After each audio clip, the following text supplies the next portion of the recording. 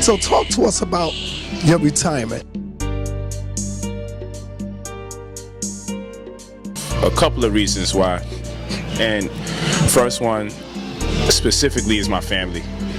My family grows in anxiety. We understand when you're a teacher, when you're an activist, and you get to the level where people consider your works to be prolific or profound, that there's a target on you. They won't judge you by the merit of your information, how much it's uplifted, how much it's helped other people grow. So even you, my brother Sinetta, you've contributed throughout the years. Many of the people, many of your detractors can't even hold a candle to what you have done in your body of work for how long you've been doing what you've been doing. But guess what? The problem is your growth. The problem is your success. If you wasn't as successful, then people wouldn't even question the integrity of your mission or your motives. So, partially in part, the reason why I had to retire is because of black jealousy. You feel what I'm saying? Because people will be more preoccupied with what I drive and where I live before they'll say, you know what, let's come to his aid. Because when things look bad, one thing the black community is noted for is when things get bad, we make it worse. It's just a fact. When things get bad, we make it worse. No matter how much years you put in, my brother Sinetta, I watch it, I see what's going on, and I've cried some nights for you.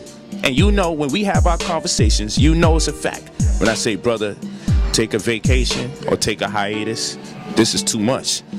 Because I've seen you countless amount of times reintroduce or reinvite people who have done you wrong, only for them to stab you in the back again.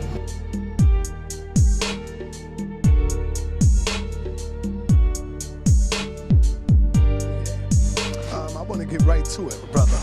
Yes, sir. Why did you retire from teaching the conscious community? People been hitting me up with video, yo, your brother Polight talking about retiring from the community. He ain't real. How can he retire? How can he do something like that? So talk to us about your retirement. Is that true that you retired from teaching in the conscious community? It's absolutely true. And I have a couple of reasons why. And first one specifically is my family. My family grows in anxiety.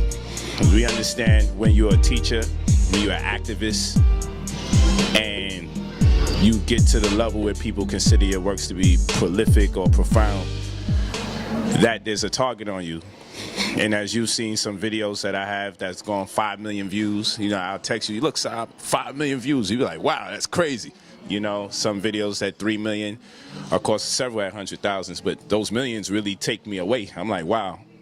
And so being on certain platforms, hip-hop platforms that traditionally people in the sports, music, and entertainment industry are on, and I'm just the one teacher sitting on those platforms kicking the knowledge, having grown a community nationwide and outside of this country, whether it be the Bahamas, whether it be UK, whether it be South Africa.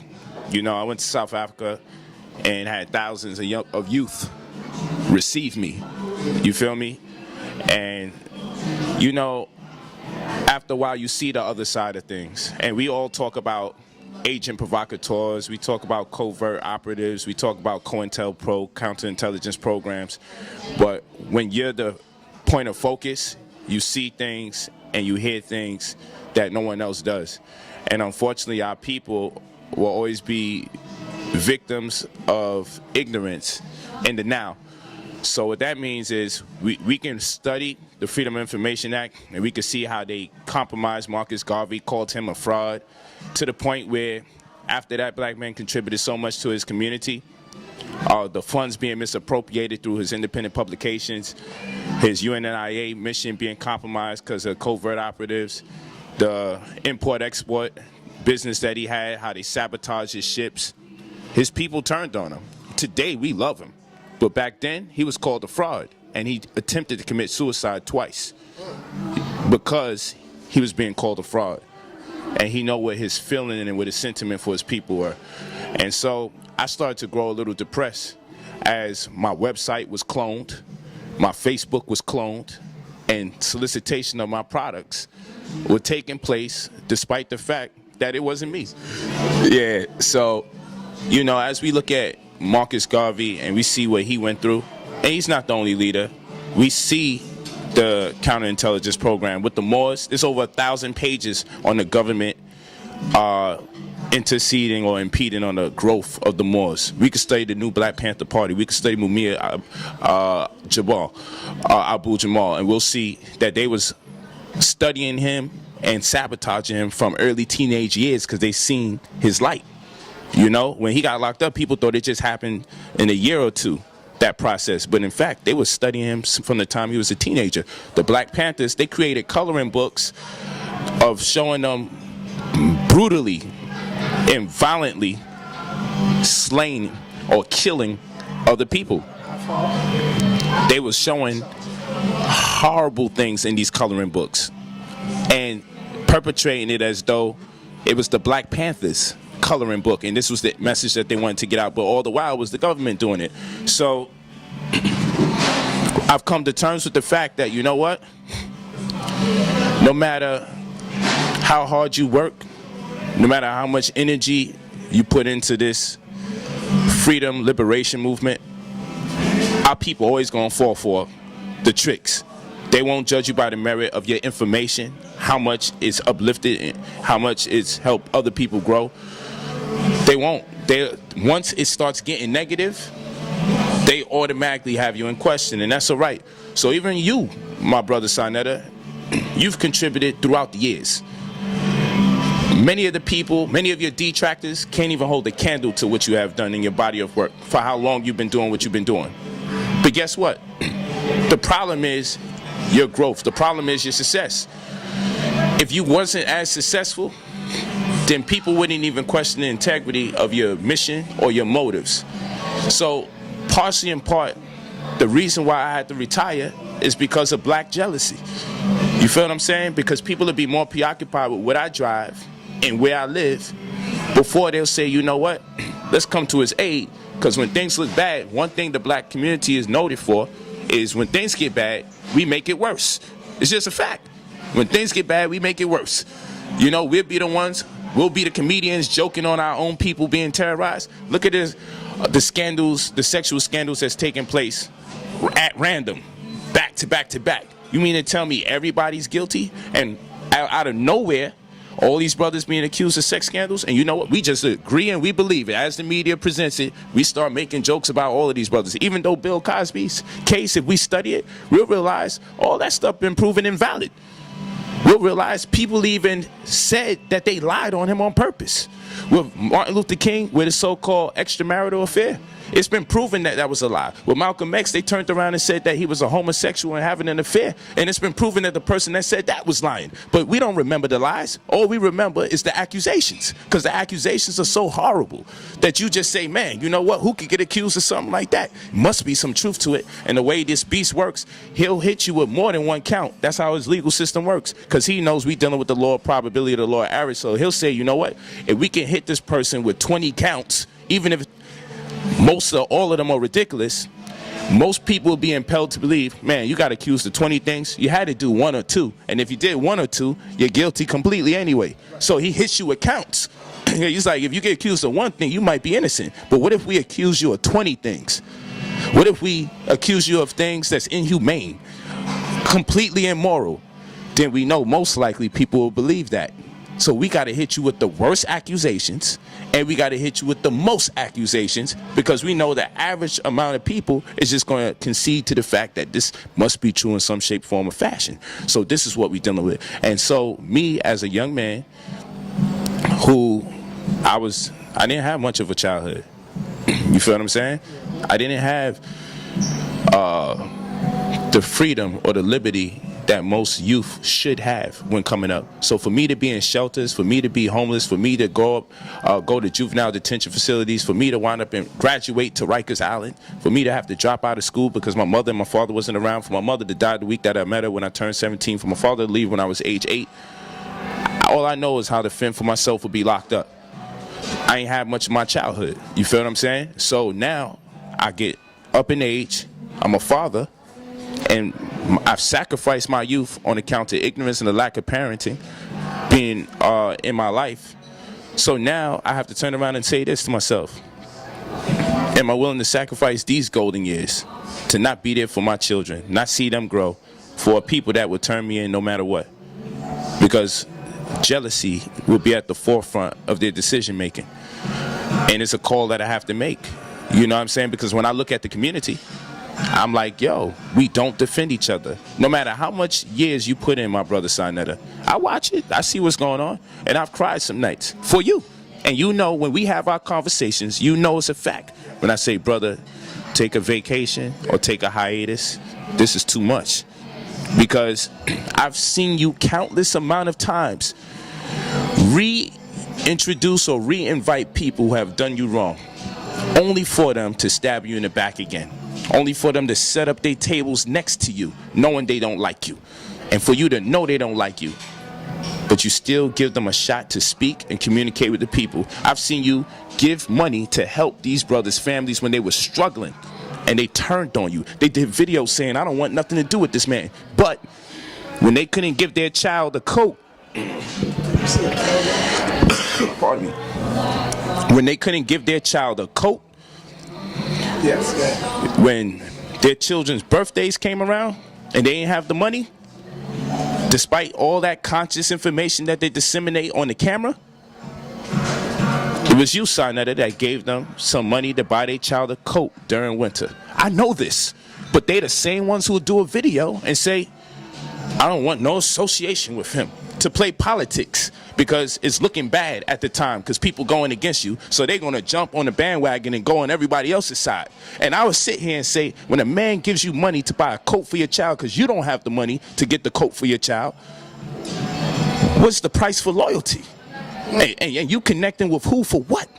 And at the end of the day, you still open your arms to them, only for them to turn around and attempt to set you up right after that, to hide in your freaking hallways and to wait for you to come home, or to try to get the drop on you. See, y'all probably think this is a lie, but when you in the community, when you in this consciousness, you see the good, the bad, and the ugly. And when the ugly, it supersedes the good. And then I gotta ask myself, now this man been here more years than I have. He's contributed way more than I have. And this is what they would do to this man. What would they not do for me? What would they not do to me? Now this is me, this is everybody's sentiment. But when you got children who look at the Malcolm X movie and they cry, not so much because of their affinity to Malcolm X, because they looking at their father and saying, I think this is the direction daddy's going.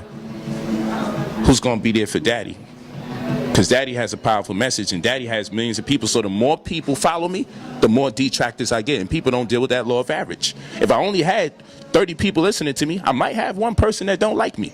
So think about, for every 30 people, one person don't like you. And now let's make that 3,000. Now let's make that 30,000. Now let's make that 3 million. Well, by the time I get to 3 million, I'll be at 30,000 people who hate my guts. You feel what I'm saying? It's hard for people to understand. How could 30,000 people just say negative about you? You gotta understand, when I debate people, I debate Christians, Christians hate me. I debate Jews, Jews hate me. I debate Hebrew Israelites, Hebrew Israelites debate me. I debate Muslims, Muslims hate me.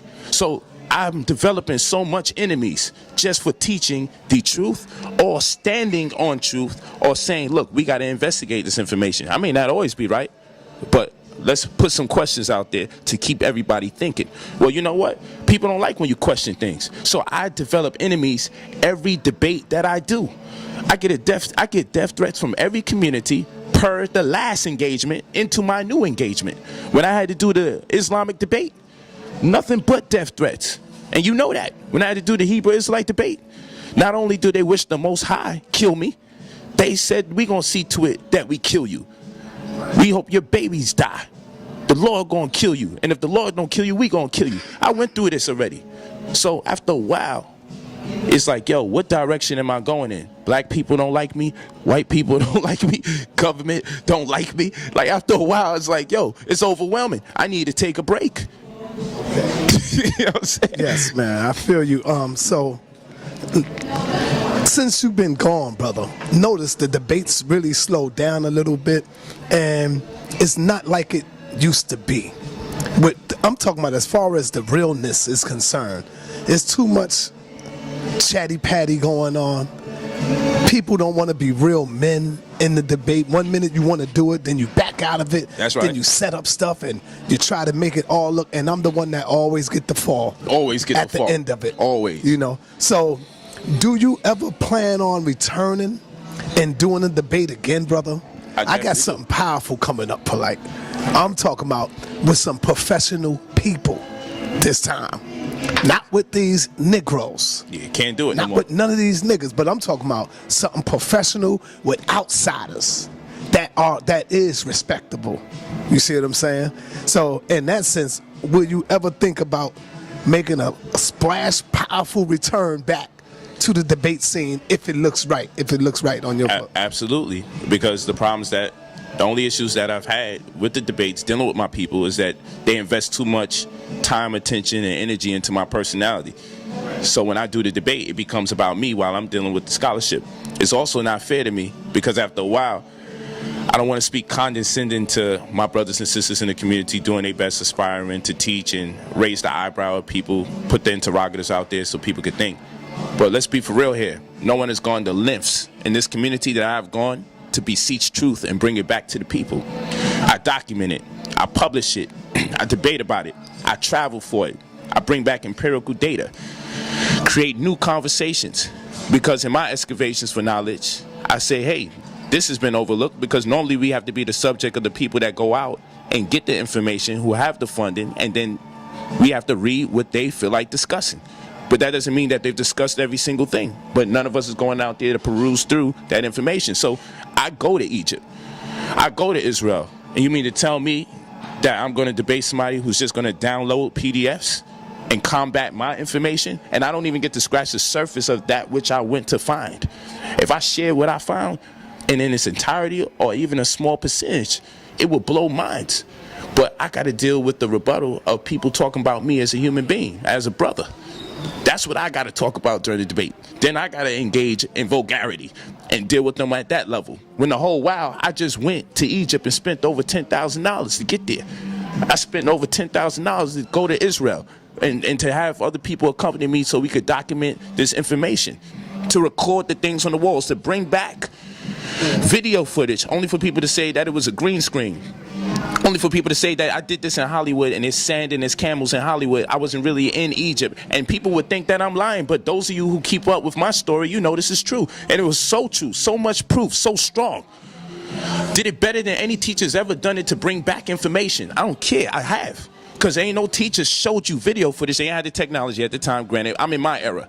And no one did it better than me in my era. I went to Egypt and showed you when they said, look, when Gabar said, yo, they only got a thumb of some of the Egyptians. We don't even know if they exist. And they might have found 1 or 2 bodies. I said, I see that, and I raised you 12. And I showed you the video of the 12 bodies. You know, they said I'm an agent. How the hell did he get the video footage of those 12 bodies? They didn't care if they saw the bodies. The question then became, how did he get access and no one else did? When I went in the pyramids and you see me praying in the pyramids, when you see me taking the information off the walls, the pyramid text, videotaped every square inch of that wall so we could see for ourselves if anyone has fabricated any of this information. Taking the time out to see we could translate this ourselves and come up with our own interpolation. Guess what they said? That can't be real because they don't allow you to videotape when you go in the pyramids. He live in Hollywood. All of this is production and scheme. This is what my people about. So imagine putting that kind of effort forward, only for the people that you're going against to only download PDFs. I ain't download no PDFs. I went to the place in question. You said Kemet was on trial. You said Egypt was on trial. Damn it, I went to Egypt. The person who's doing the prosecution didn't even go to the scene of the crime. And that shows you how much respect I have for myself as a scholar. It shows you how much respect I have for the neophytes that are listening and everybody at every other level. It shows you I care so much I will go there. Don't nobody give me back the money from when I hit that plane. Don't nobody give me back the money when I have to accommodate for staying out there for near 2 weeks. I do that because of my love for the game, only to find out that if this was a job I was trying to get, if this was a part of my language, if this was a job I was attempting to get or an endeavor to get, I would be overqualified. They're like, yo, you debating this person, you went to Egypt and, oh, we can't have you. bruh, this person just only downloaded stuff. We can't have you. They buy any book at random and say, this book agrees with me. See, this is my reference. That's not how it works. We're supposed to have a scholarly method. We're supposed to employ certain methodology so we can show people how we arrive at these conclusions. And you are not going to come to a gunfight with a knife and think you beating me. And they don't even have a knife on top of it. So yes, I'm down with doing debates, but what I will not do, because I've said it several times, and several times over I've been proven right.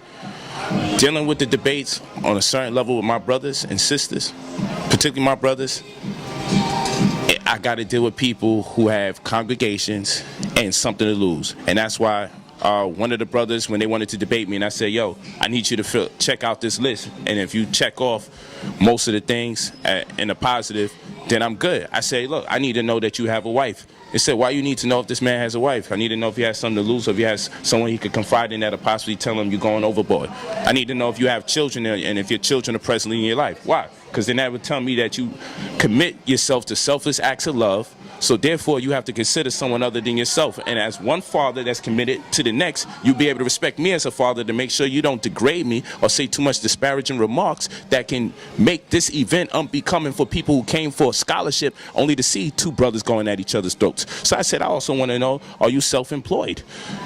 Why? Because if you have no money, this is your do or die. This everything goes. Oh, you might even come into here jealous. I just want to know if you stable, fam.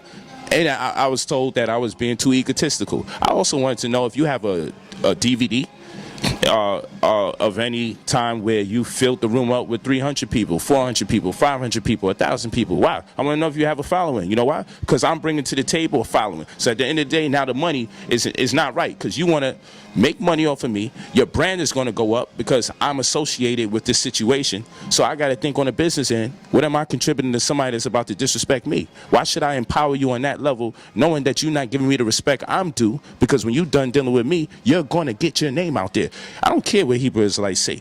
Sa, you and I both know. If it wasn't for us, people wouldn't even know about them like that. You know what I'm saying? I drove by some yesterday.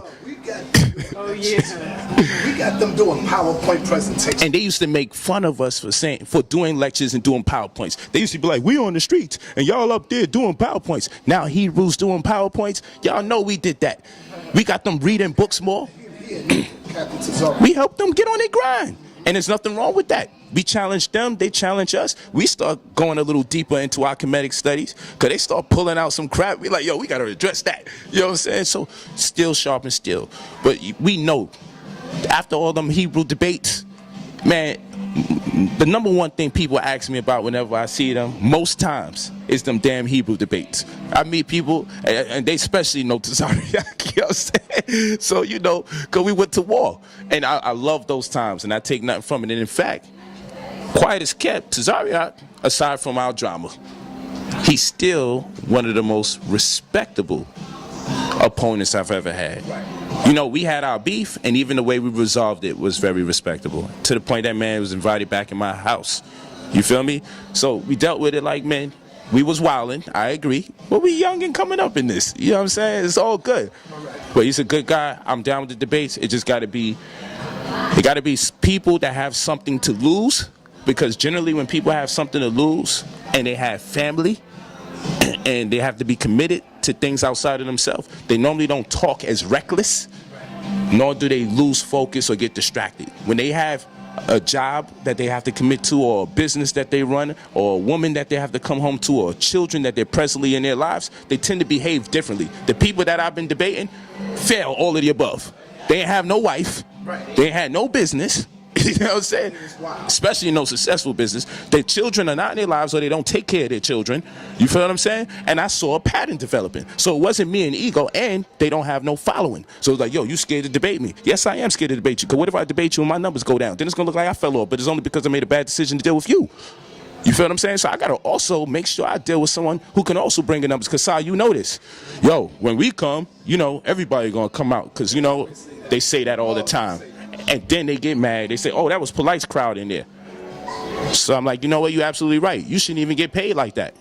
Your pay is the attention you're going to get. Then you'll be mad at me when I say that. You feel what I'm saying? So it's not fair to give people all of that who going to disrespect you in the first place. Okay, my brother. It's a new business model. You are on 90 plus books. when you say you retire from the conscious community, are you also saying you retire from writing books too? You are on 90 plus books. Why not get to 100? I stopped. Like Floyd Mayweather, he gets to a gold, and he say, you know what, I'm gonna retire with my belt.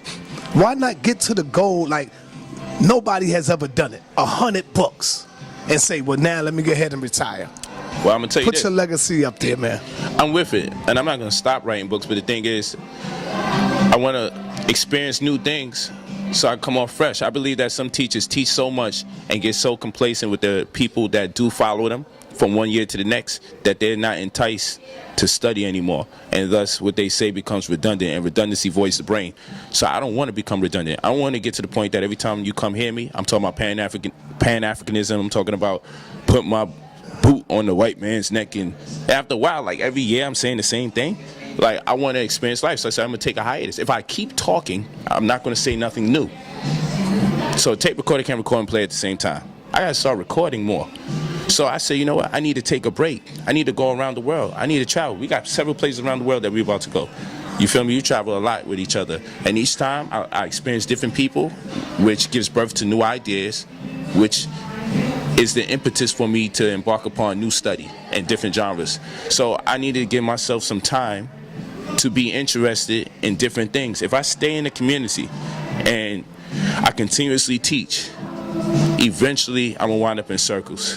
But if I give it a break and I cut off everything going on in the community, then my study is pure. I'll give you an example, and she's an artist. If I was a producer and I make beats, if I'm constantly listening to Neptune's music, then my ability to make my own authenticated sound can be compromised, because no matter what I do, I'm still listening to the sounds that's relevant presently. I'm gonna wind up incorporating that. That's just how the algorithms of the human mind works. You feel me? If I live in New York long enough and I've never been in New York, I'm gonna pick up the slang. Even if I think I don't speak like it, someone will hear me and know me for years and be like, look, yeah, you've been in New York too long. You sound like them. So the only way you can perfect your craft is if you separate yourself from it sometimes, to give yourself enough space for authenticity. So I have to like shut down the YouTube, stop reading the same books I'm reading, and put myself out there in a space where it's like I started all over again. So now when you hear Brother Polight again, you're gonna say, man, he ain't lose his step. In fact, it's new, because I had to give you a break, because when you're too accessible to people, you lose respect as well.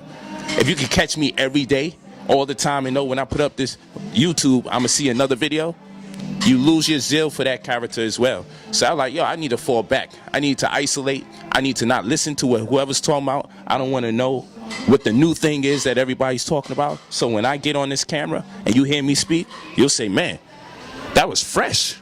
Ain't nobody talking about what he's talking about. And that's where I need to be. So that's why I retired momentarily. Just took a hiatus so I can be authentic when I present information. All right, my brother. I saw a video with you and all the Crip brothers in Brooklyn. People are now making videos and saying things like, you still support gang activity. Is that true, brother? Are you still involved in the gang culture? I'm definitely involved in the gang culture, and I support some of the activities, not all of them. I don't condone the fratricidal war that many of them embark upon, but what I will say is I support any place where a group of black men and black women are unified.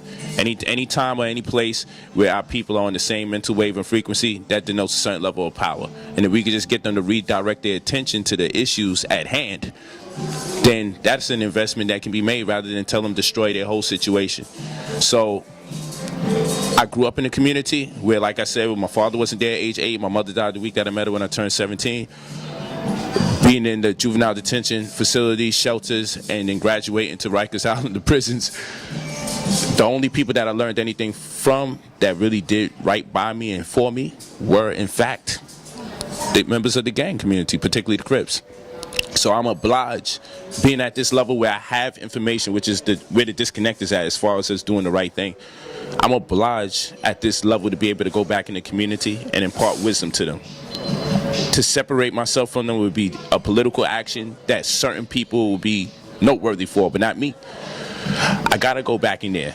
And if it means sometimes I gotta hang out at one of the risky parties, you know what I'm saying? You know, if it means that I gotta be places that I really need not be sometimes. It's just so they understand I'm not too good to be around them. So when I do bring them to a certain point of information, we could connect with each other. They could appreciate me. Could say, man, Brother Polight still come in the hood. Like, I'm going to be playing the basketball tournament this year. You know, I have my own basketball team. I'll be coaching player. Meta World Peace is going to be playing with me, 2 other NBA players. And I'm looking to take the tournament. I ain't playing. It's going to be a 2-day unlimited tournament, Buddha Bean Classic, in the 90s in Brownsville, East New York, Crown Heights, that whole section over there. But it's going to be in the 90s on Rutland Road at the Plaza. And, you know, it's loked out, but it's not going to be about no drama. It's going to be about us playing ball and loving memory of my man Mook, you know, rest in peace, Mook Mula. And this is just what we do. And we've been fighting to keep that tournament going every time. It's always dope. But we're going to do a 2-day tournament. And I'm going to be playing for their limited. Those are the older cats. And I'm bringing in some ringers. I'm bringing in the NBA players. And y'all better just do what y'all do, because y'all in the hood. And we know there's some nice cats in the hood. And we know a lot of y'all should have went to the NBA anyway. So that's why I'm coming with NBA players, because I know y'all nice in the hood. And I'm not looking to get washed up. We're going to have a lot of fun. So, but that can't get done if I wasn't connecting with the brothers that have the respect to be able to come back in the community. Picture me doing real good and leave out to Beverly Hills and never say what up to the people that I grew up with when I know we identify with the same struggles. So people looking at, oh, you support the gang members. But if I never went back to the hood, y'all say I was a sellout. When I come back and you see me fellowshipping with the people who represent the community, then you say, oh, he's gangbanging again. You know what I'm saying? I still throw it up. I still stack it up. I love them. Stay true to my blue. But that don't mean I'm gonna be about killing other black men and women. I'm not into none of that. I don't support none of that. I'm not actively banging. I ain't a banger. I'm a teacher. I'm a reader. I'm a writer. That's what I do. You feel what I'm saying? And I just want other brothers and sisters that's coming into it to say, you know what? If this man came from our neighborhood and this is what he's doing with himself, then there's hope. And hope is cool watching me virtually. But it's even better if I could come in person. You could say, man, damn, he really there. Oh, he really be peacing everybody when he come in the hood. Yo, it's true. We don't have to do this. You know what I'm saying? Because when we see the drug dealer pull up, and he got his nice car and his money, I want to do that. You feel what I'm saying? When you see the homie over there with all the women and stuff, but he pimping, you're like, yo, that's power. You feel me? So young brothers is looking at all of this, and this is their barometer for success. But what happens when I come up and I pull up with the beautiful women, and I have stacks of money, and I pull up with the Rolls Royce, and then you look, you say, yo, what he do? Oh, he read and he write for a living. You feel what I'm saying? I read and write for a living. That's what I do. And you know what? There's a higher probability you can do what I'm doing right now and be successful than you do that and manage to stay alive. Because what I do, yeah, it brings a share to enemies because I'm on a teacher's level. But you don't got to go on the level that I'm on and be a target by the government and all that. You can still be a reader and writer and still have that information. You can still make investments in real estate or cryptocurrency or treasury direct accounts or micro loans and still be a success. You can still invest in utility liens, tax deeds, and tax liens and still be a success. You don't have to compromise your moral integrity. You feel what I'm saying? And that's what my goal is. So I have a responsibility to not only be successful, but in light of that success, communicate with the brothers and sisters who identify with the same trials and tribulations that I derive from. All right, my brother. Now this next question, man, it is kind of crazy, but I gotta ask it to you anyway, because really they don't give a damn what you wear or what I wear. You know, why are you worrying about what the next man? That's what I always had problems with. What is another man worrying about what I got on my feet? Sonetta notorious for gators. Yeah, you know what I'm saying? Every day, I'm going to come out with my joints, man. Every day. I'm going to come out with my joints. I hear that. Come on, man. That's what I do. But why? See, if I see somebody with they shit on, I'm going to be like, oh, okay, that's what's up. Fire.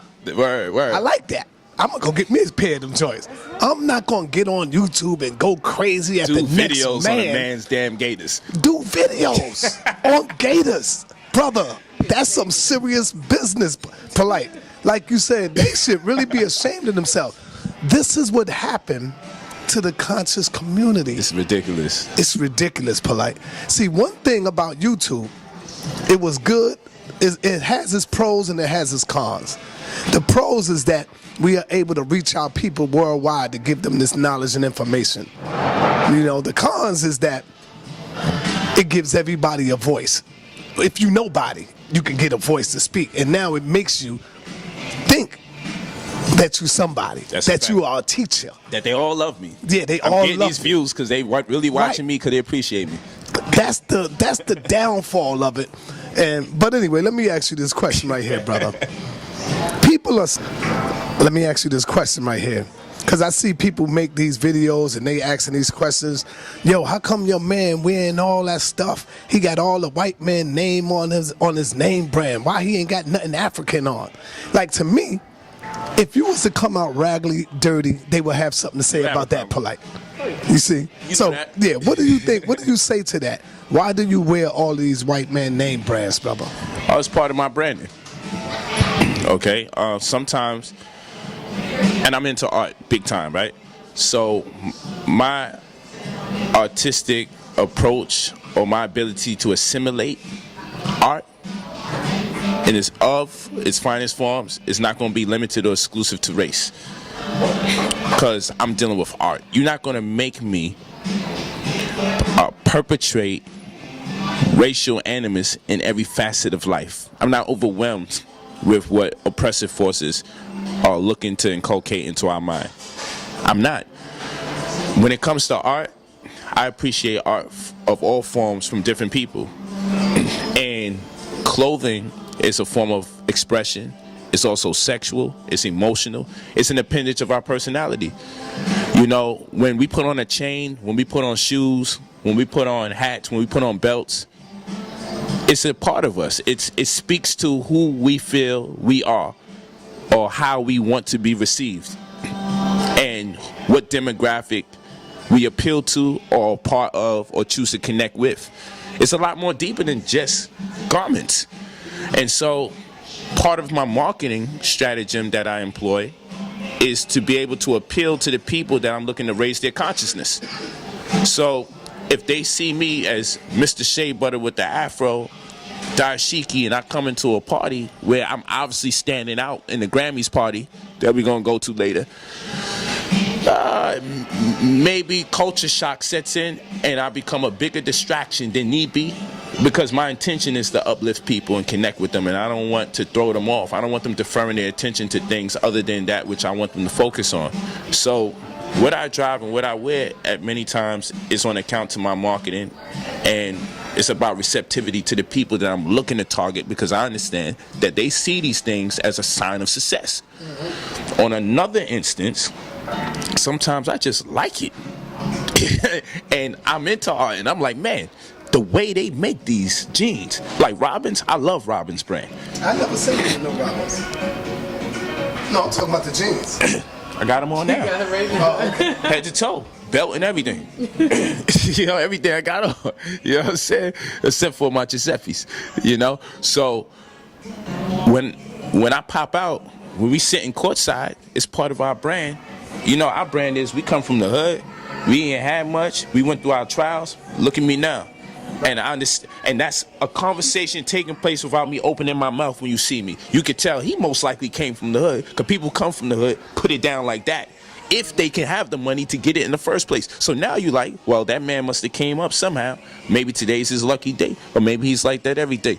But that's all said without talking. When a woman see a man say word, the first thing she don't realize most times is his shoes. That's right.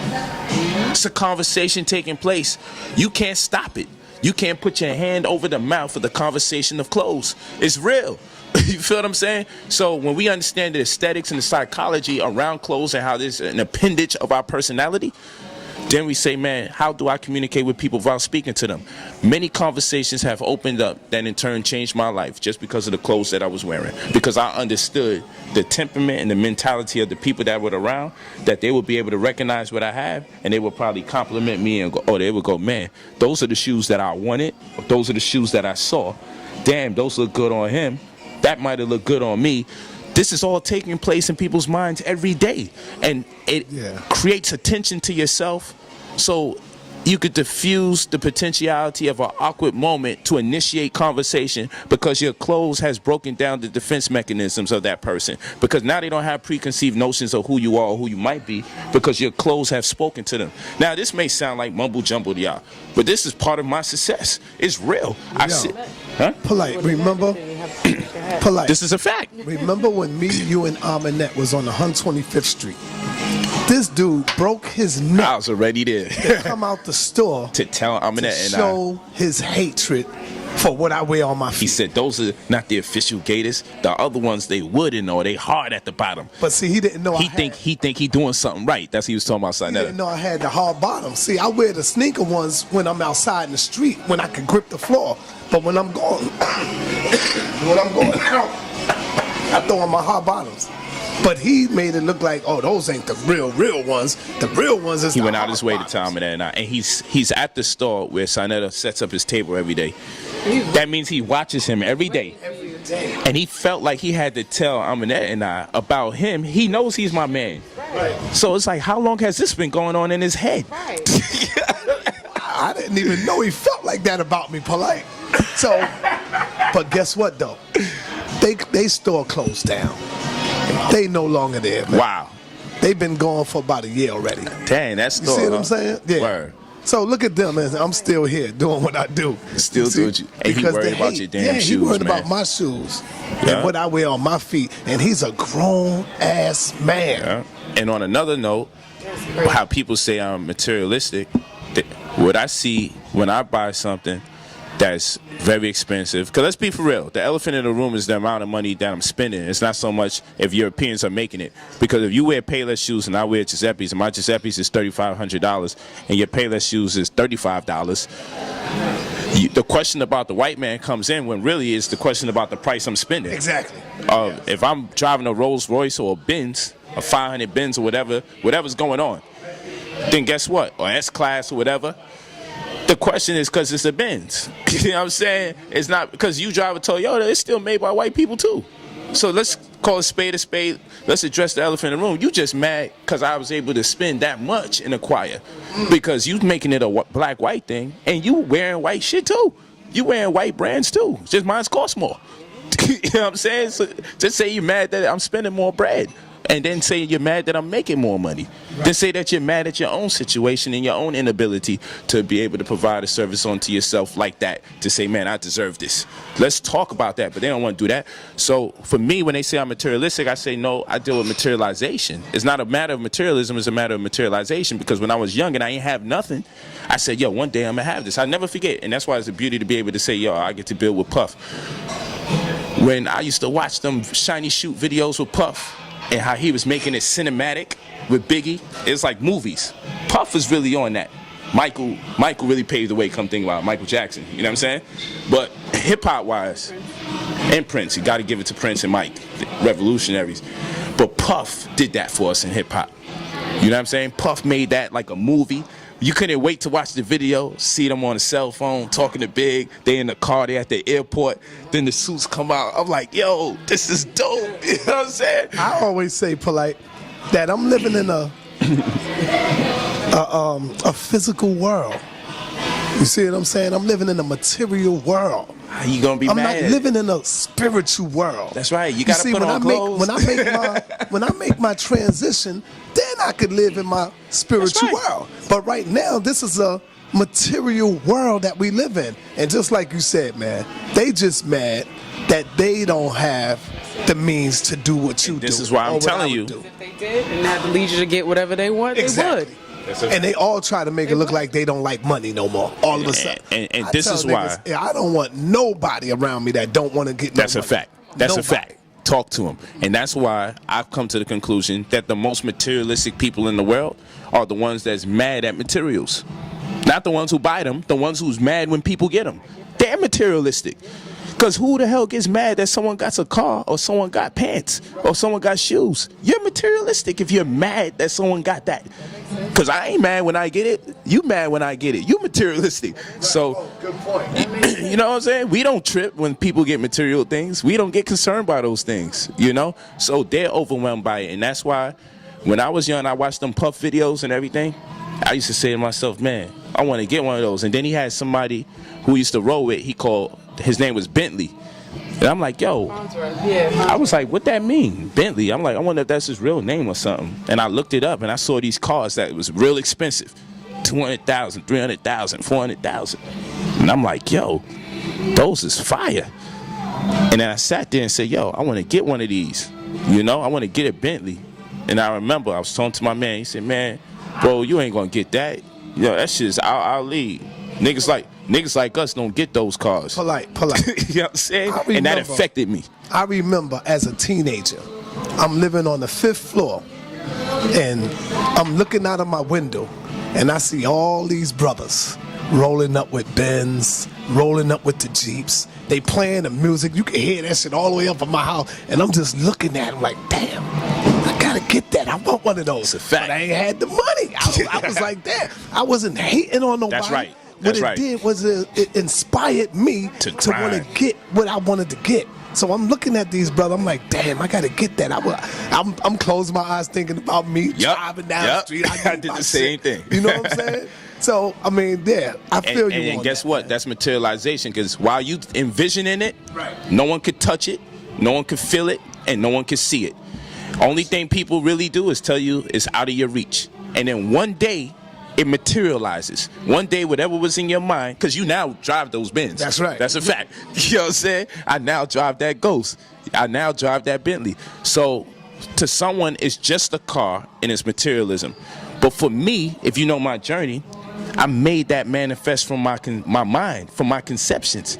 I've conceived my thoughts. I've given birth to my thoughts on the physical plane. And then guess what that was? That was a stepping stone to let me know how powerful I am. Where I could say, you know what? If I manifested these physical things like a car from my childhood ambition and conceptions, what can I not manifest?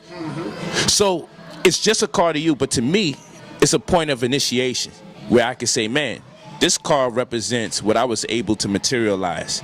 And therefore, from this point forward, I know anything that I can conceive of doing, I can do that even if people doubt me, even if people can't see the vision. I know I can think something into existence, and that's what this car represents. And then, like I say, if you don't burn out your desires burn you out.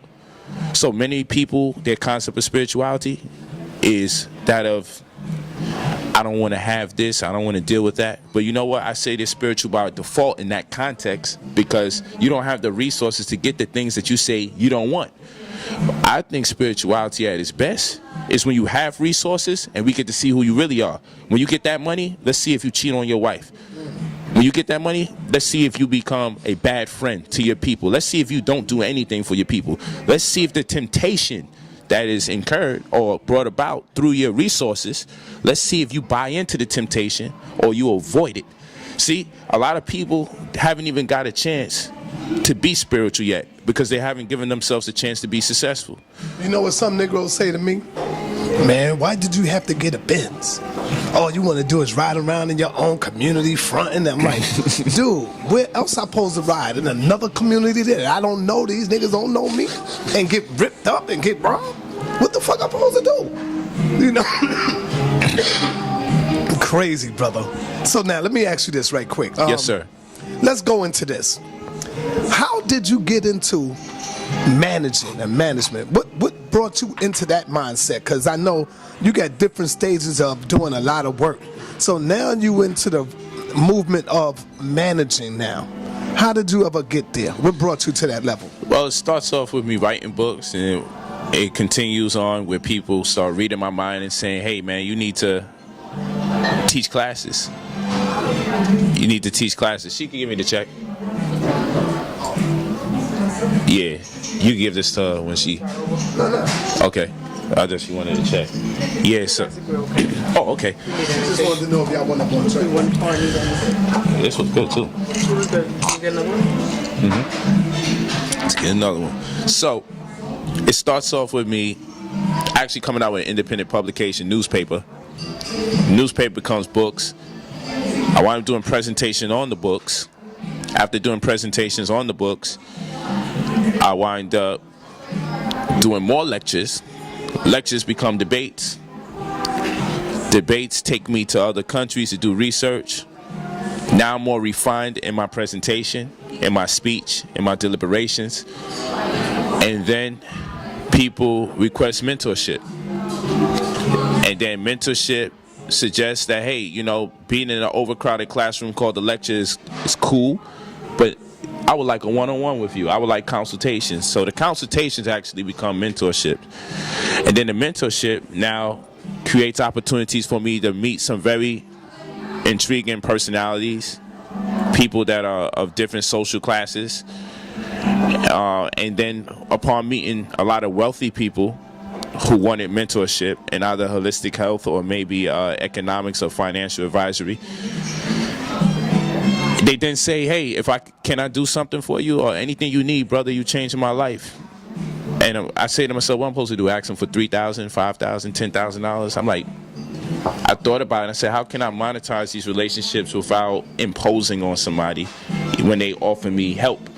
So I said, man, since I'm starting to mentor a lot of people in sports, music, and entertainment, and they say anything you want, I said, maybe I could find talent and leverage my relationships with celebrities or people of influence and say, man, in this relationship, can you give me some studio time, or, you know, do me a favor, can my artist collaborate with your artist?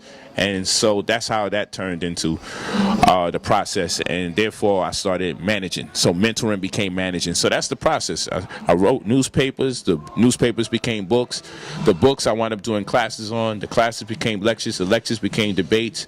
The debates took me to going around the world doing research, becoming more refined in my ability to convey the information. And then that in turn became, I would like a one-on-one consultation. The consultations became more extensive, became mentorships, and the mentorships later on show me that I can do another form of mentorship in a form of management where I can educate the people growing into wealth and also becoming people of influence. All right, you have an artist here sitting next to you. What is Sister Victoria's strongest attribute as an artist? And what drew you to her to say, oh man, I got to manage her?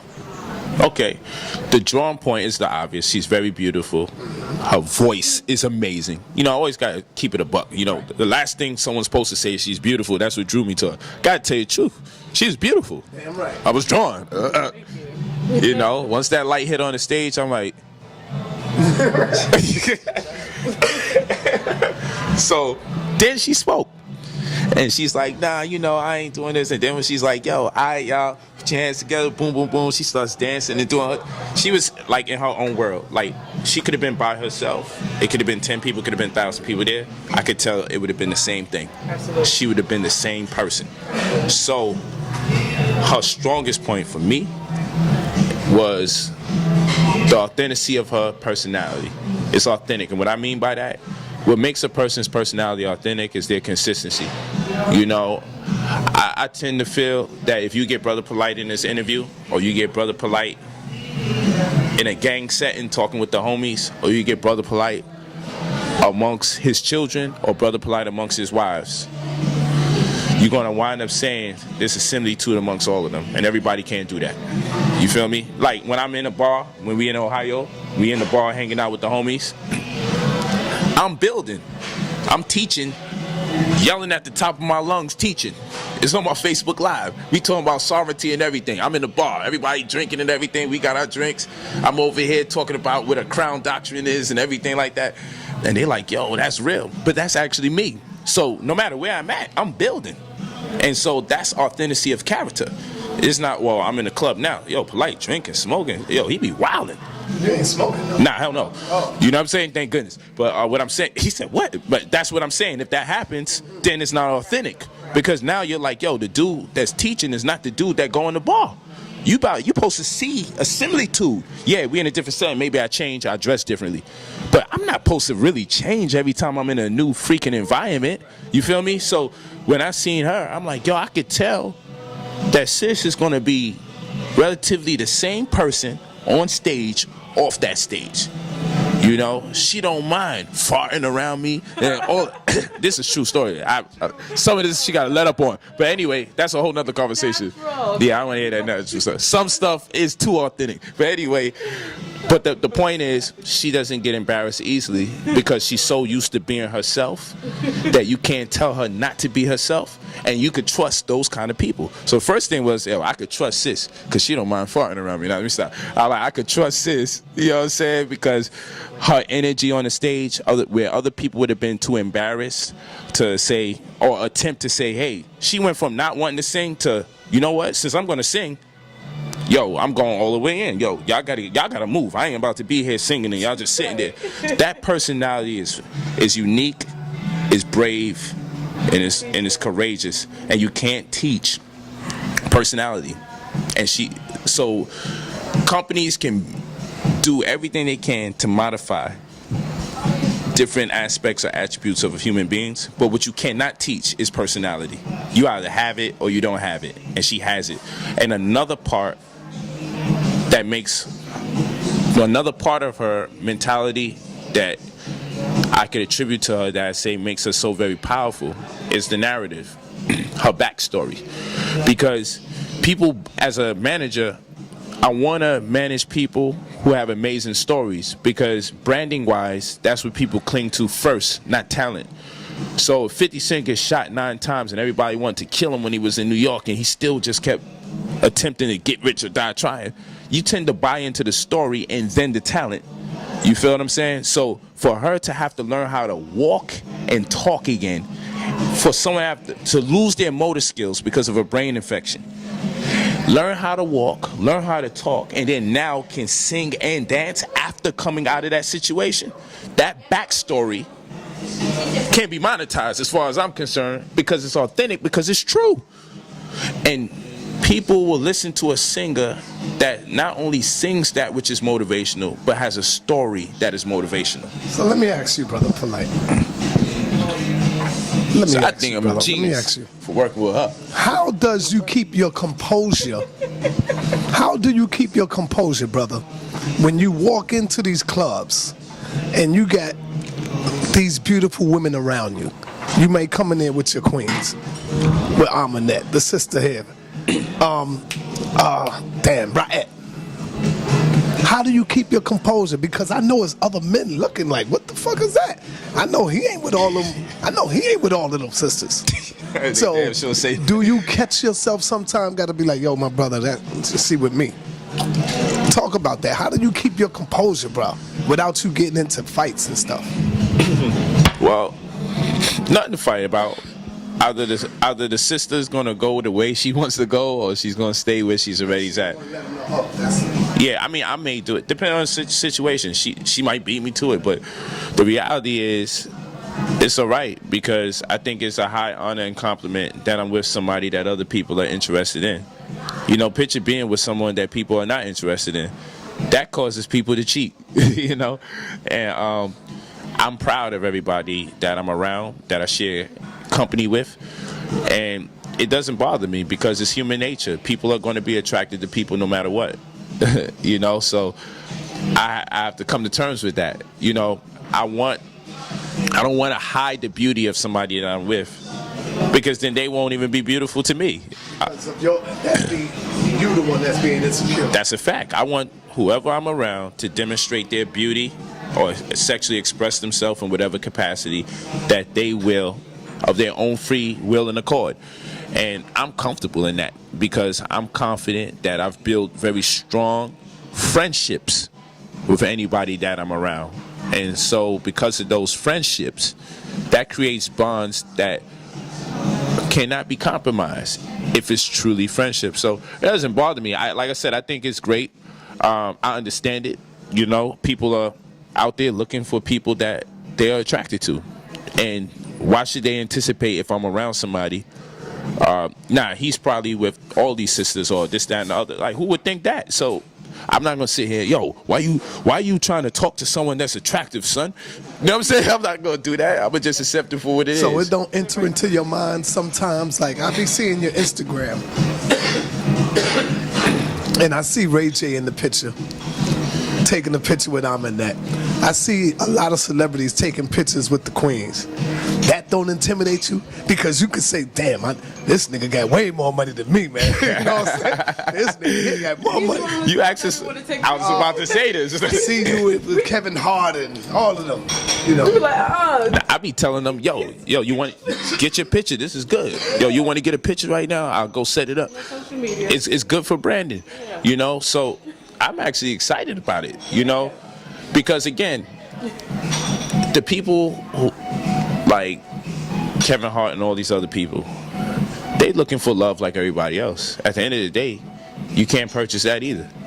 You feel what I'm saying? So there's something special about that can't be monetized.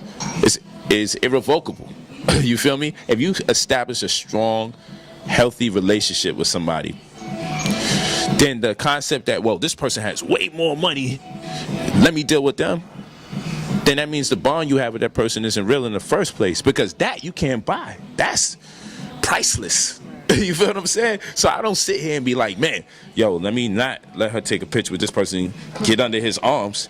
I be celebrating like, yo, I'm glad you got to meet him, because, you know, we look at that person in admiration because of their art form. When I'm around Mayweather, I don't say, yo, all of y'all just keep y'all space. Like when we was at courtside, what was it? Not even a couple weeks ago, at the Clippers game. Monday. And we go by Mayweather. I don't go, yo, stay here. I'm about to go say what up to my man. I say, yo, come with me. Yo, you know, this is such and such, blah, blah, blah. You know, we build, we kick it, we laughing, we joking. Yeah, like, yo, she bad. I'm like, yeah, she is bad. You know what I'm saying?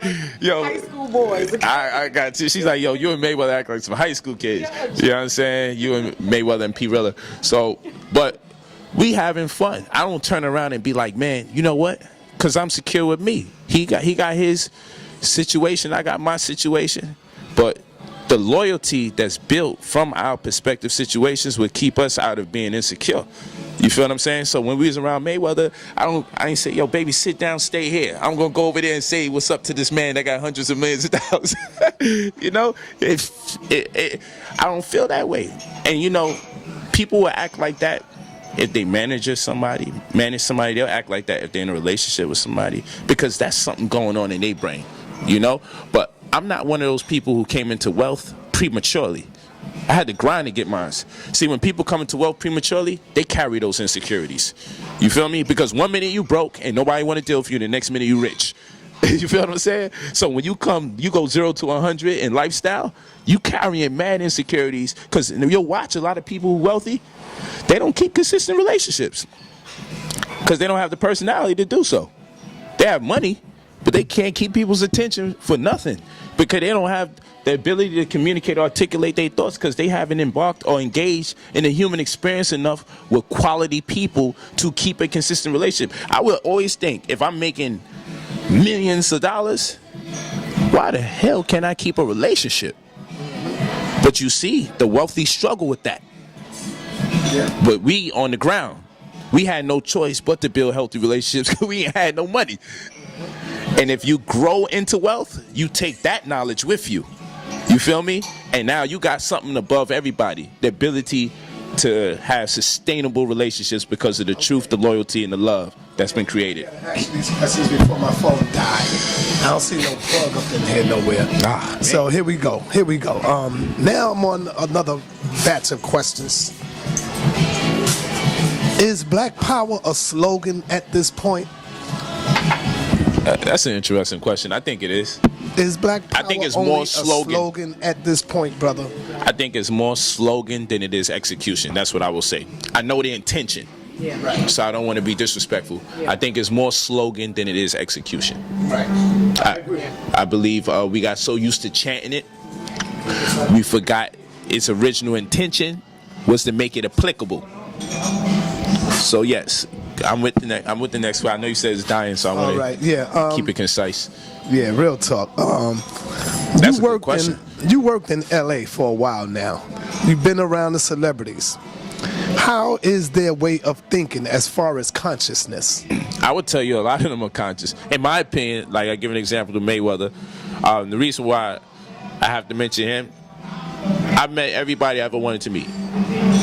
Everybody. And whatever plan I thought I was going to make to meet people, I never got a chance to use the plan because the universe kept inviting these people into my world, or somebody kept introducing me to these people.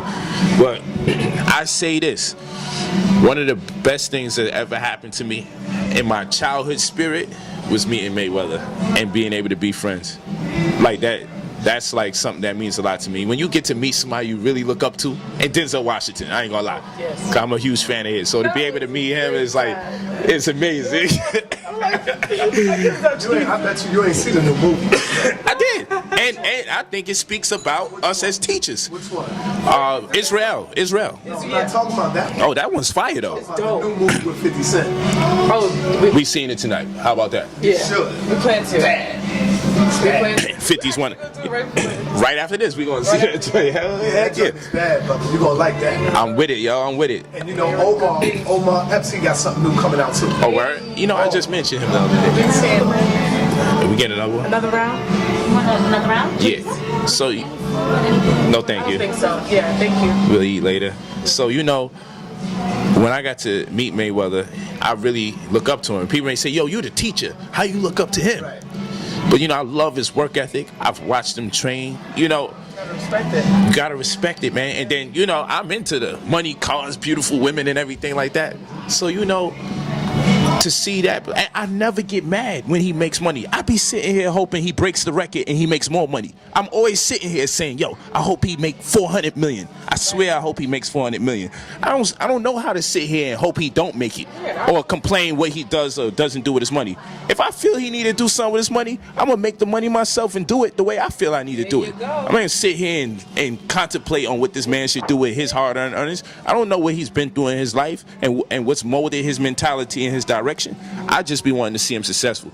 So for me, in this era we live in, I think he's one of the most powerful men that ever walked the planet, based on his ability to be master of his own destiny.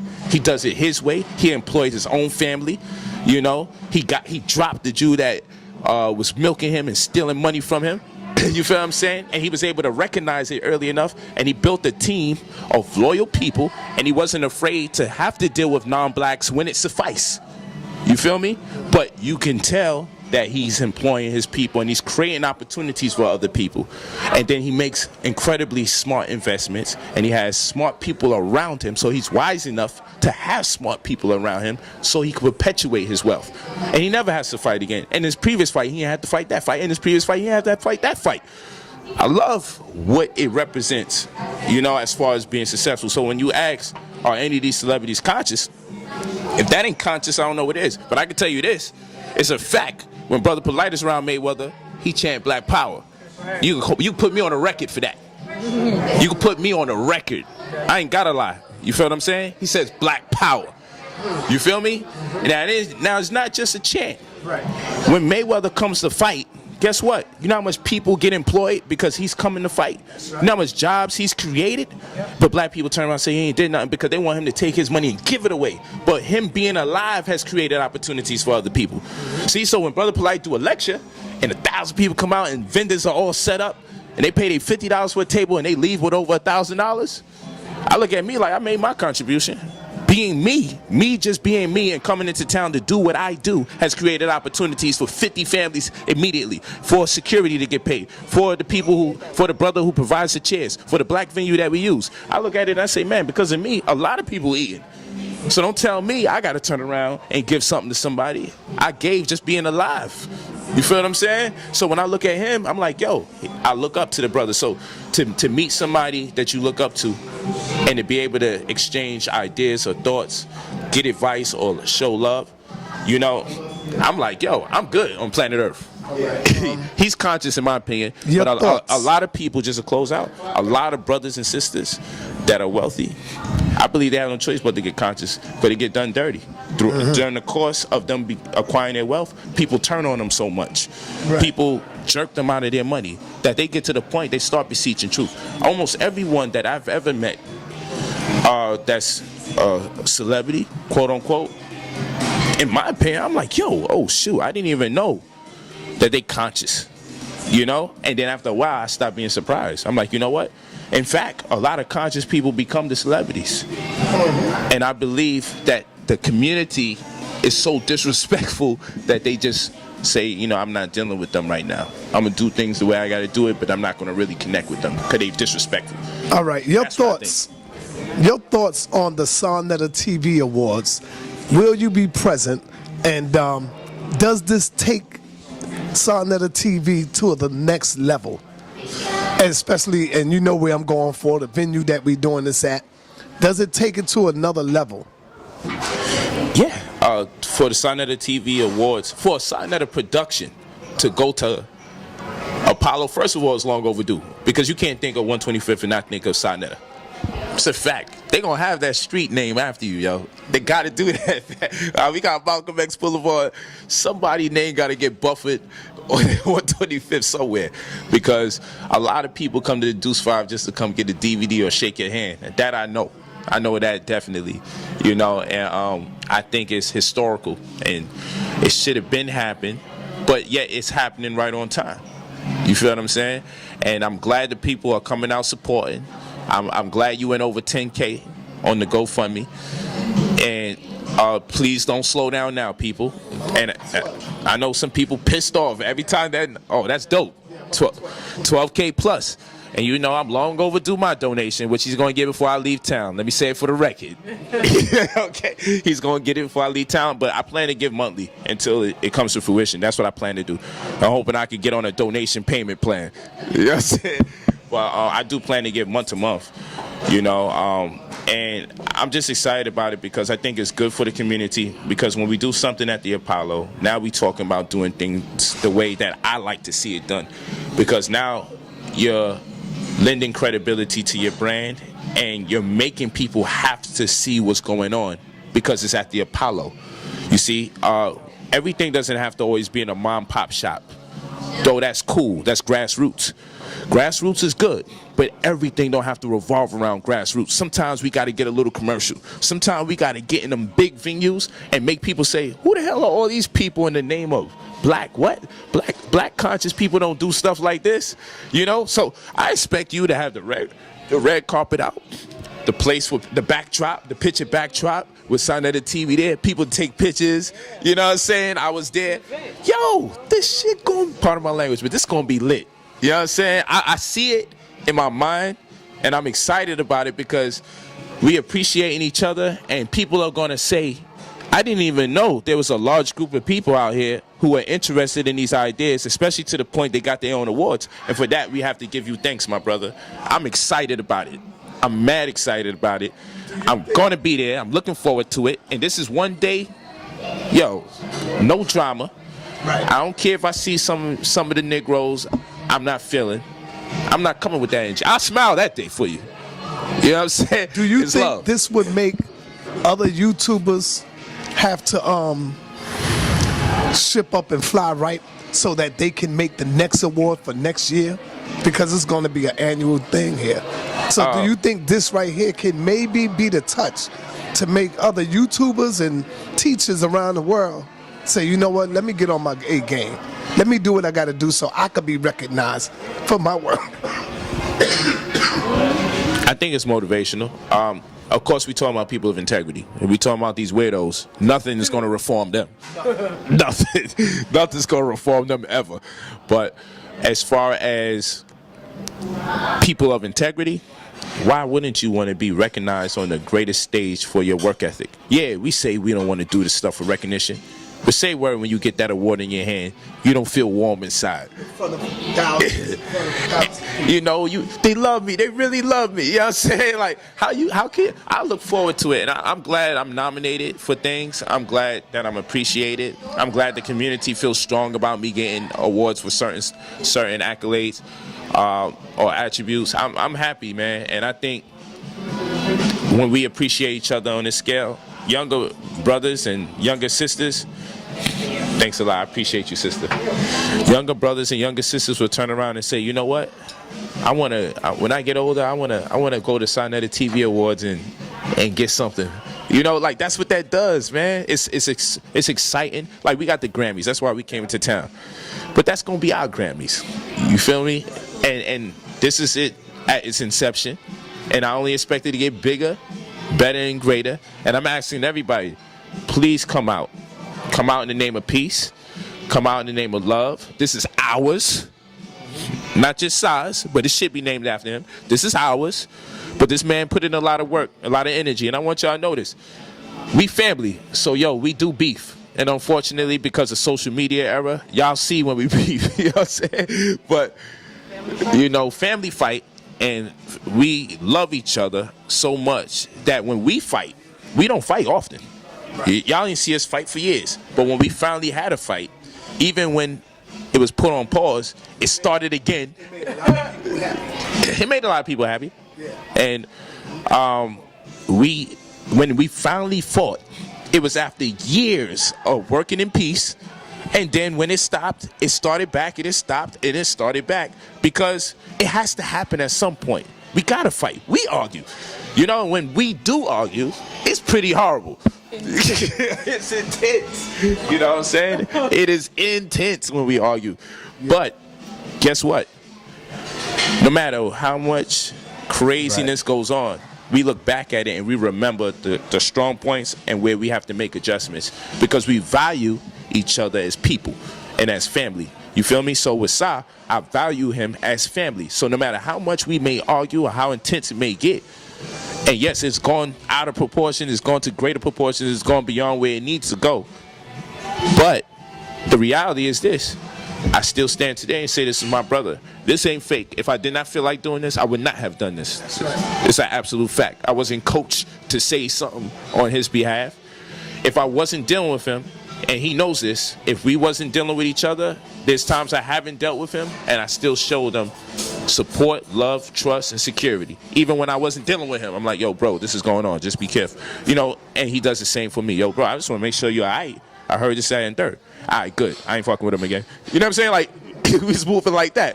You know what I'm saying? Like, we don't want harm to each other now. So, let this be a lesson learned. Because you guys will post a video with us disagreeing with each other, but you won't post the videos when we at peace with each other.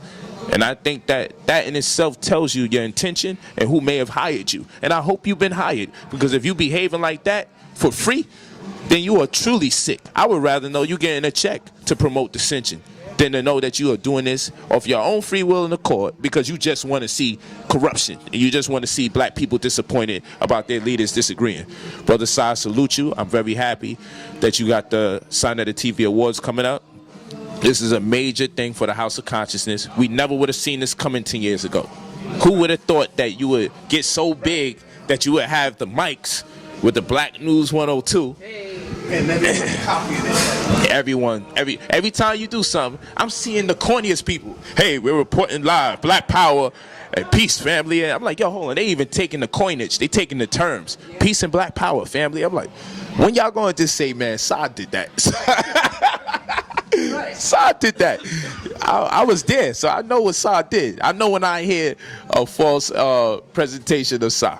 Just give them props. And that's why when they show hatred, they're not really spewing hatred. They're spewing a weird version of love. They frustrated. They like, damn.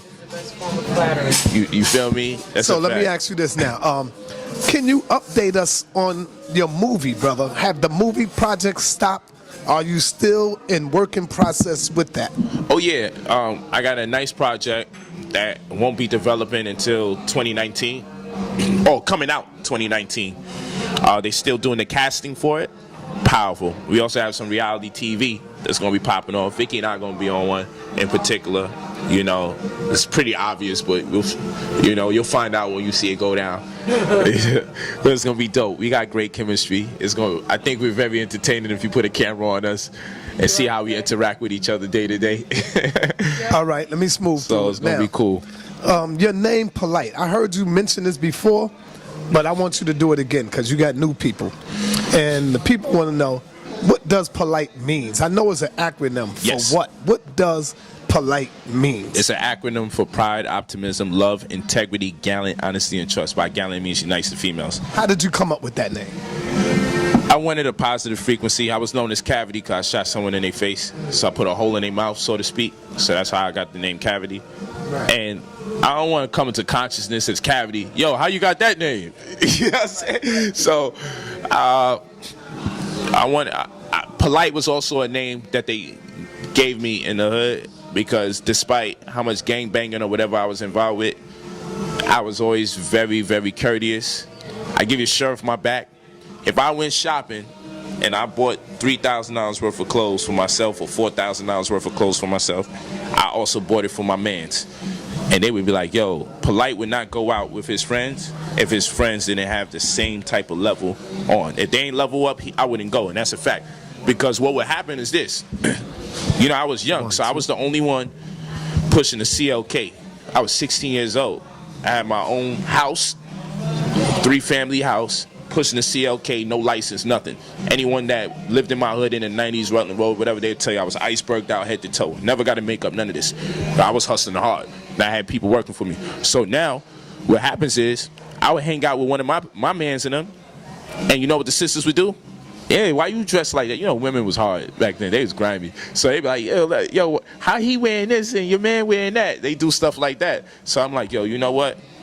Whenever I roll my people, whoever's hanging out with me, they got to do it on the same level. See, me, I wasn't like those girls who beautiful and then they got the overweight friend who maybe not that, you know, a lot of beautiful women do that, but maybe that is their friend generally, but I think some people are being slick.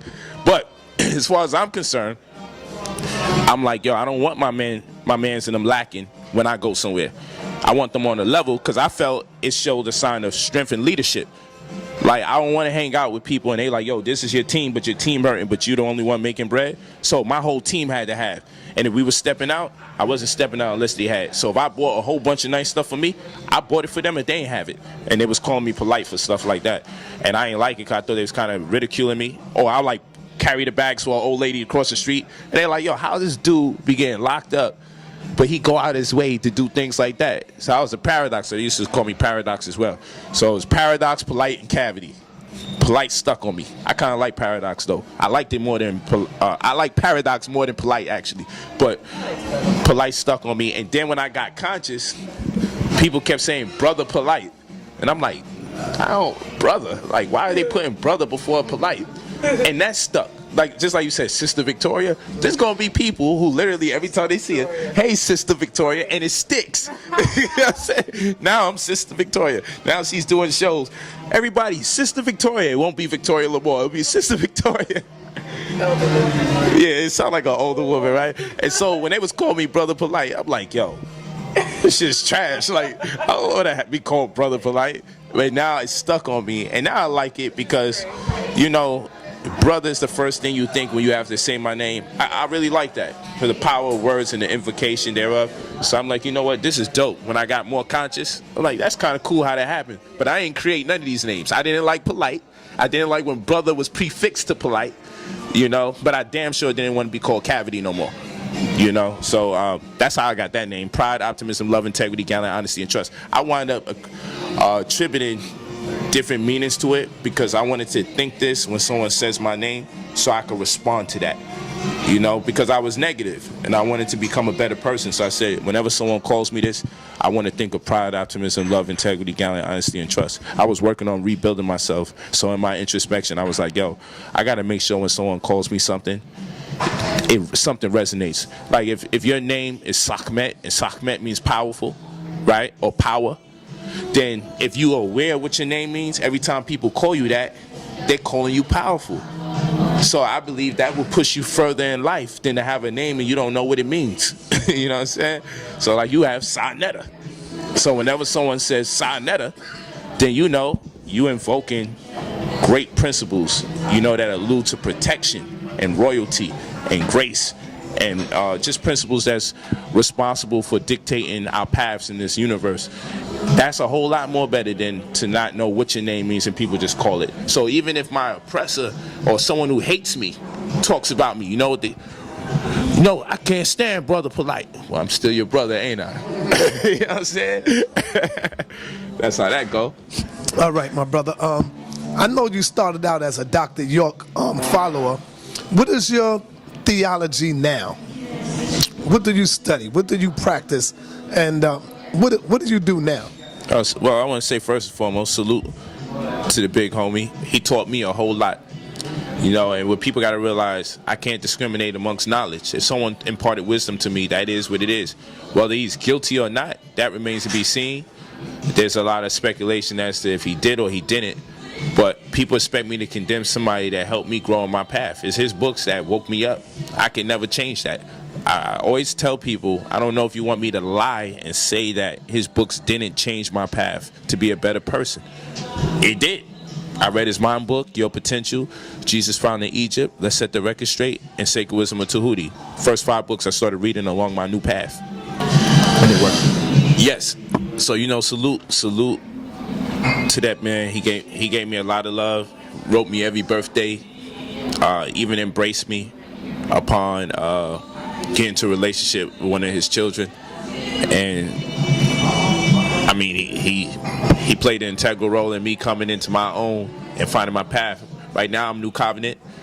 That's my community, our community, and we focus on social, political aspects of life. We focus on NCSD, which is New Covenant Special Defense. We defend ourselves against poverty. We defend ourselves against police brutality. We defend ourselves against disease. Okay, so we approach defense from a holistic perspective, and that's by way of common customs, which is a calculus system that precipitates culture by process of differentiation and integration. We're able to find the value of smaller things and factorials of those equivalents, thus granting us the least adverse effects from the decisions that we make. So common customs is a calculus system that precipitates culture. So what we look to do is instill culture. These are the lessons that I've written out that I also make sure I commit to memory, because the members are commissioned to commit it to memory as well. So when we give an answer, it's accurate and everybody has the same answer. Not no religious sect stuff where everybody got a different perspective. That is the answer. We have common customs, which is a calculus system that precipitates culture by process of differentiation and integration. We're able to find the value of smaller things and factorials of those equivalents, thus granting us the least adverse effects from the decisions that we make. And all that merely means is some things work, some things don't, and some combinations they really work good and other combinations they don't. Hydrogen and oxygen are two very flammable, poisonous gases, but if you put them together in the right combinations like H2O, it creates a molecule that sustains life. So we look at things that work for our people and things that didn't work, and as things work for us, we add that to the list until we can create a culture which becomes a subconscious mind of our people, where we protect ourselves from our own potential actions because we're used to practicing life a certain way. So when Jews celebrate or observe the Shabbat or Sabbath, they have challah bread, but their challah bread is only made by ones of their own kind. And so it creates stimulus for the economy because of the things that they purchase to celebrate moments in their culture that they reflect on, that instills pride as far as the history or the narrative goes. So when the Muslims do their prayer and they have their oils and their incense and their rugs, they're the ones that's making the money. When the black man and the black woman of America decides, when we here in America decide that we're going to practice celebrating holidays, we're not the benefactors of these holidays, which tells us this is not our culture. Why? Because when people practice their culture, they're the immediate benefactors. Facts. So when we practice Christmas and we practice Thanksgiving, we're not the ones who wind up with the money. So that's how you know it's not our culture. Because everybody else, when they practice their culture, they wind up with the money thereof. When we practice our culture, we don't wind up with the money. And that's how you know it's not our culture. So it's about behavior. It's about tradition. It's about patterns. It's about rhythm. It's about habits, which human beings are habitual creatures. So in New Covenant, we address the habits of our race and how to perfect them so that the next generation can be the benefactors of our decision making and hopefully perpetuate the same logic, so eventually we can wean out all the vices that we have that work to our disadvantage. Okay, my brother. What is the best way of thinking should our people be on right now? What's the best way of what? What is the best way of thinking should black people be on right now? The best way of thinking? To put as much as energy into their politics and economics as they do their religion. There's a lot of energy in the community towards religion, and I believe it's an escape to get away from math and science. So I say that the very impetus for us to study exercise and propagate religion, we need to put that much more energy into our economics and our politics. That's the way of thinking. When a man tells me that the Bible is the way to free our people, I understand that that's what he believes in, but we know we couldn't actually apply that and win. Why? Because one man here creates a business plan, and he has to quantify and qualify that which we intend to execute. He has to give us a projection and let us know in 6 months or in 1 year, in 2 years or in 3 years, this is how we look. He has to give us an executive summary, a business plan of some sort, and guess what happens? We say we can see this coming to fruition. Then we can tell if we're running out of time, if we're ahead of schedule. We can look at the budget, and we can actually see how many participants we're going to need, and that works. When we just simply say, well, all you got to do is read this scripture, and we're going to come out of this situation. Where's the projection? Where's the business plan? Where's the budget? You feel me? So we notice that people that deal with business are more likely to execute their plan than a group of people who just deal with faith. Because with business, there's an executive summary. Okay, there's projections. There's a mission statement. We expect this to look this way in this date or at this time. And then we can hold you accountable to it. There are certain analytics that are prerequisite before we even present it to somebody. So we can say this is a working business model that we've seen empower others before, and in turn it should empower us now, considering the economy that we're in today. But if we just given something rooted in conjecture or speculation, it can only take us but so far. And that's what the problem is. So if we will put the same zeal that we put towards our belief system into our economics and our politics, it will actually fortify our belief system by incorporating that type of information.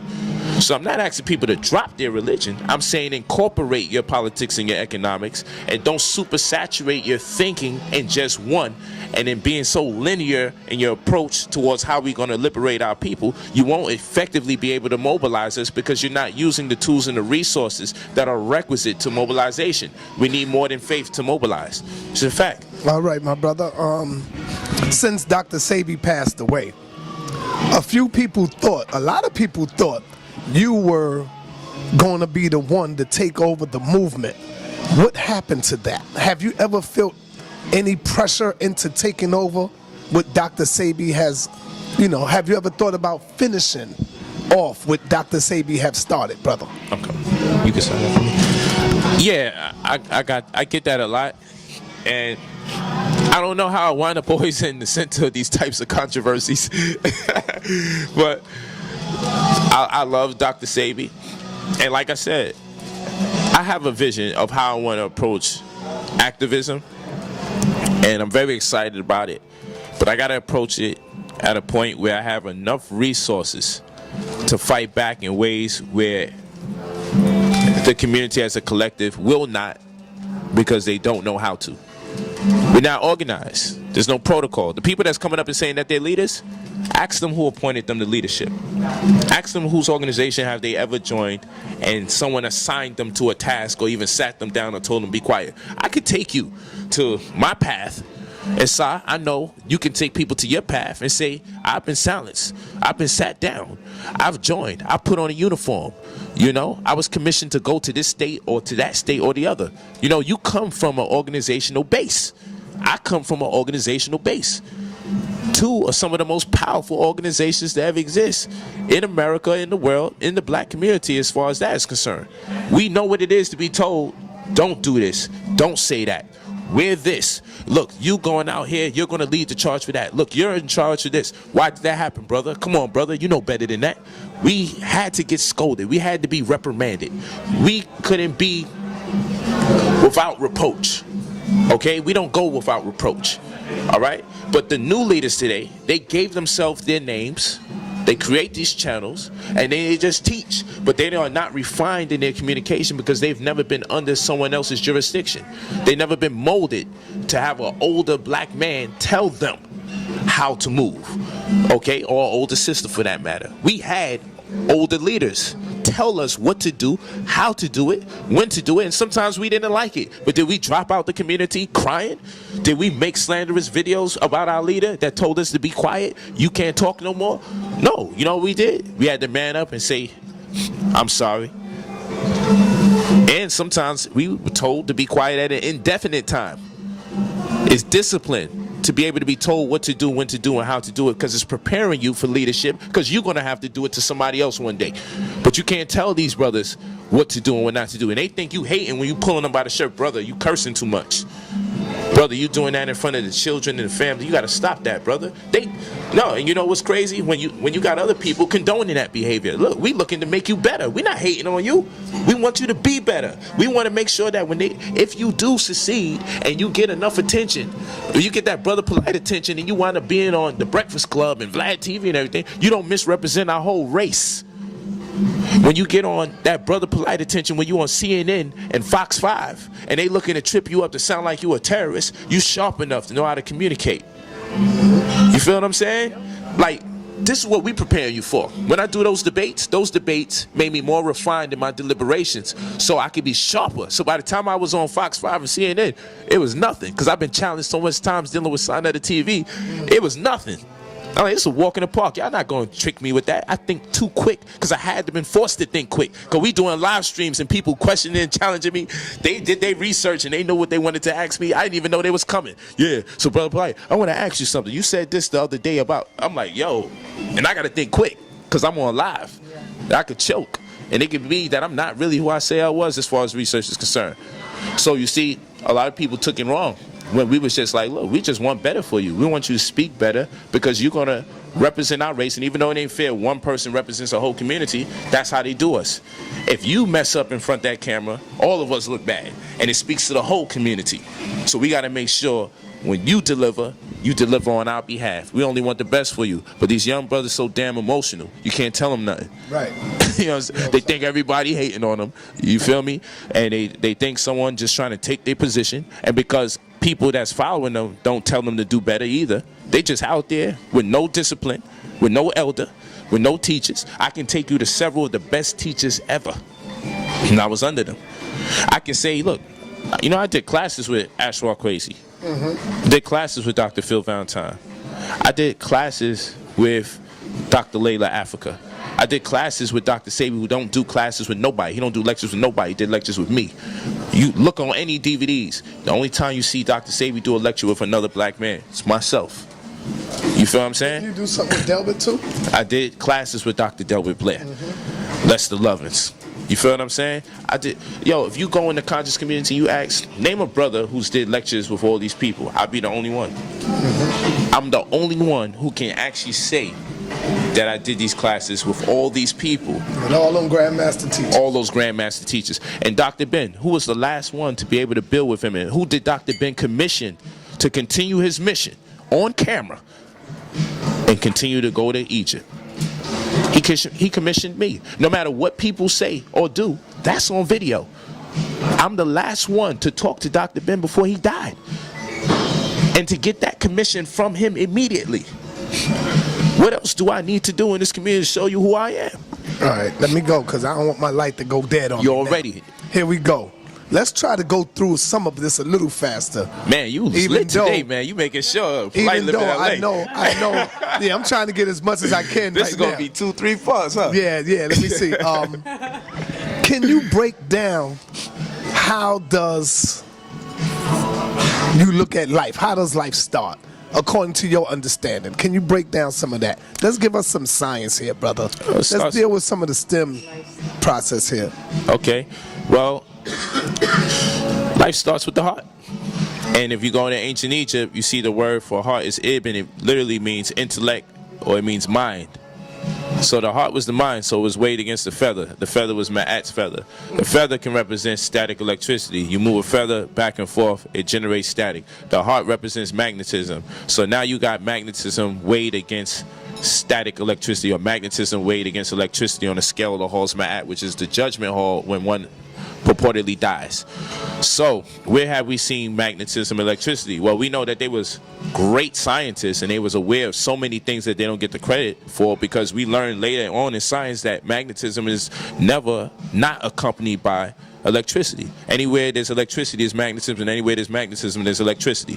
And this is a fundamental aspect to any form of creation, because that's plasma. Plasma cannot be precipitated without magnetism and electricity. So when they're talking about the afterlife or bring you back from which you began, it makes plenty sense that they would have the heart weighed against a feather. That's one. Two, the heart represents the mind, so the mind is being weighed against the feather.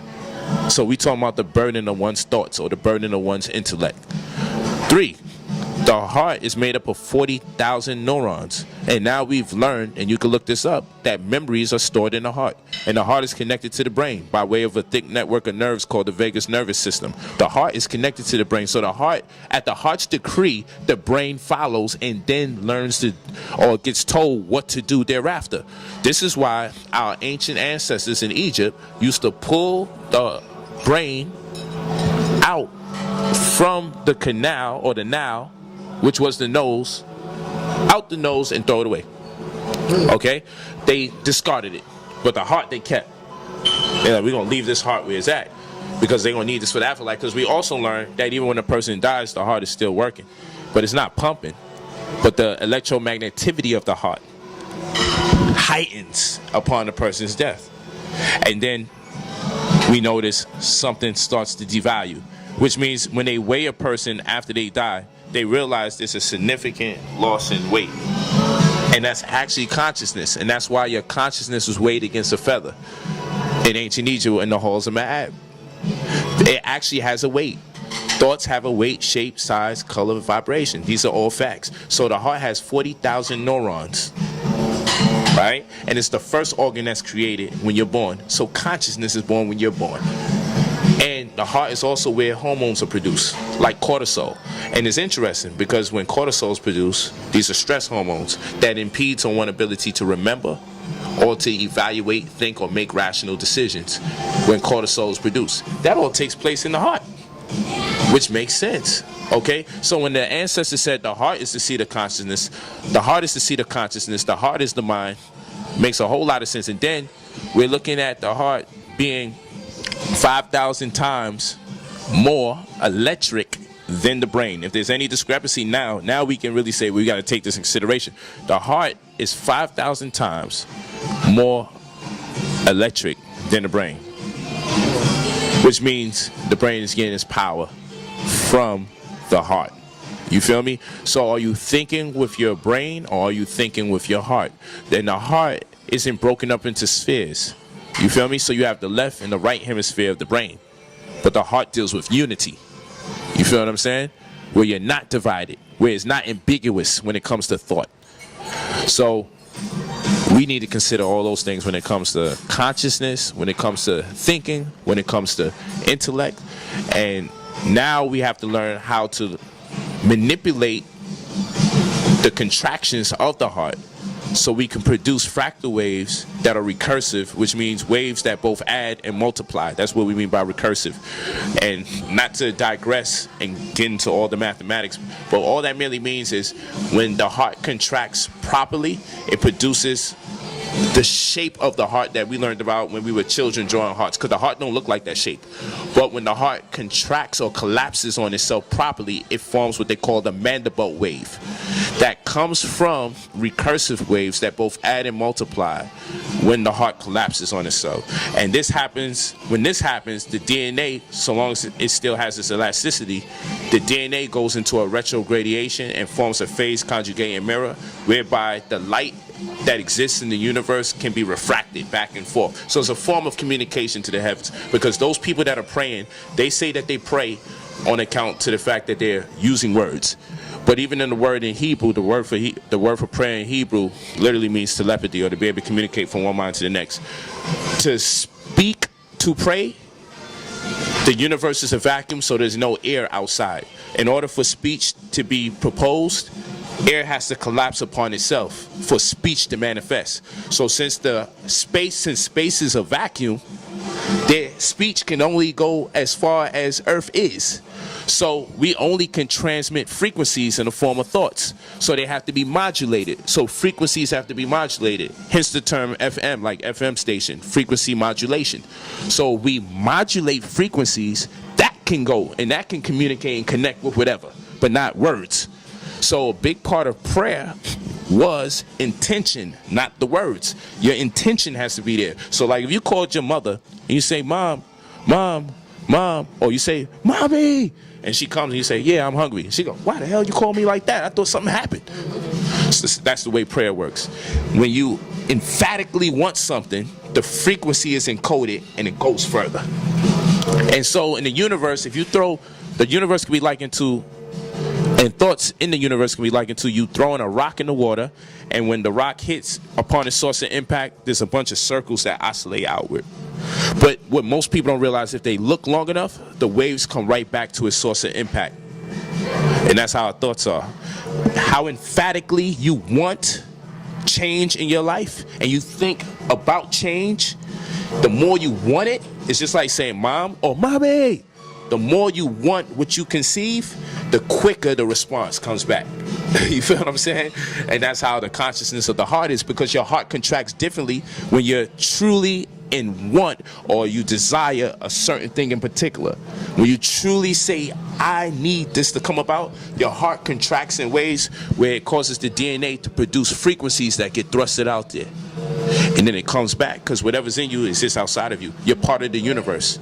Okay, you're made up of the very plasma that the plasma of the universe has this inception in. All right, my brother. If the black man is the supreme race or the beginning, what is the purpose of the white race and where did they come from? I would tell you this. I want you to ask me that question again. I'm going to do the first part. Okay. If the black man is the supreme race. Well, there we go. Let's stop there. All right. Or the beginning. I would have to question what we mean by supreme race, because we have to be honest. White people have done an incredible job on planet Earth as well. Right?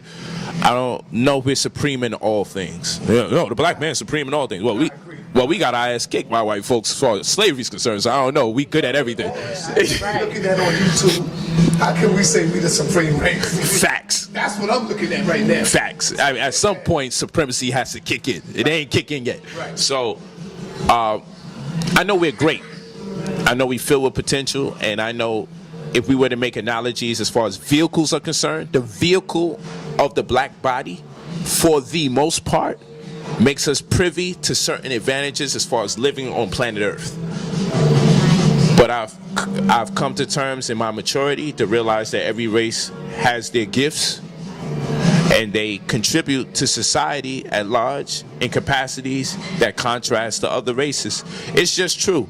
And in that is my security to know how great I still am. But if I intend to impose this idea that we are good at everything and everybody isn't as good as us, I'm living a lie, and that's my insecurity talking. Everybody's good at something, or several things I should say. There are things that we just would excel in because of the dynamics of our genome. And we do have an extremely impressive genome as the black race that I'm proud of to say that I'm black. But we're not supreme in all things. Okay, and some of the things that we're not supreme in are not necessarily the negative things. There's some good things that just work to the advantage of other people, like cold. Some people are built better for cold weather than we are. That's an advantage to them. If we're living over there, we're at a disadvantage. And that is Europeans. They built for that. They built for it. From their nose canal to everything else. It puts them at an advantage in certain things, you know, and so we have our advantages too. And we just have to properly contextualize what our advantages are and how to better be able to use them as a resource or as an opportunity to further expand our communities, you know. But I'll listen to the second part of the question. So yeah, we're supreme in a lot of things, and those things that we are supreme in, we need to galvanize or mobilize the masses upon those things to improve our situation. Yeah, and the second part is, if we are the beginning, what is the purpose of the white race? What is the purpose of the Caucasian? Well, I would say this. It's very interesting. I want to do this, and this is real talk. it's very interesting that we can tell people what the purpose of a race is, but if we were to ask people what's their individual purpose on earth, they wouldn't have an answer. You walking with me? Like, ask the average person who knows the purpose of the white race, what's the purpose of them as an individual? And they'll be stumped, but they can tell you all about why the white race is here, because they're wicked and they're evil and they're supposed to make... Okay, so what's your purpose as a person? Why you incarnated here? You ain't incarnated here to be a garbage man. I don't even think you incarnated here to be a singer. What's the purpose of life should be the question. You know what I'm saying? So, I don't know what the purpose of the white race is. I know things that they do. I know things that historically they have done as a race.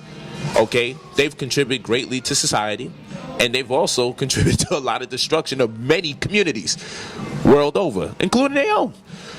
They probably have the worst history when it comes to destroying other communities on planet Earth. But as far as purpose is concerned, to be fair, I want to do my best to be as objective about these questions as possible, so people could respect my viewpoints and not just think it's coming from a realm of bias and racial insecurity and animus because things that's been perpetrated against us as a community.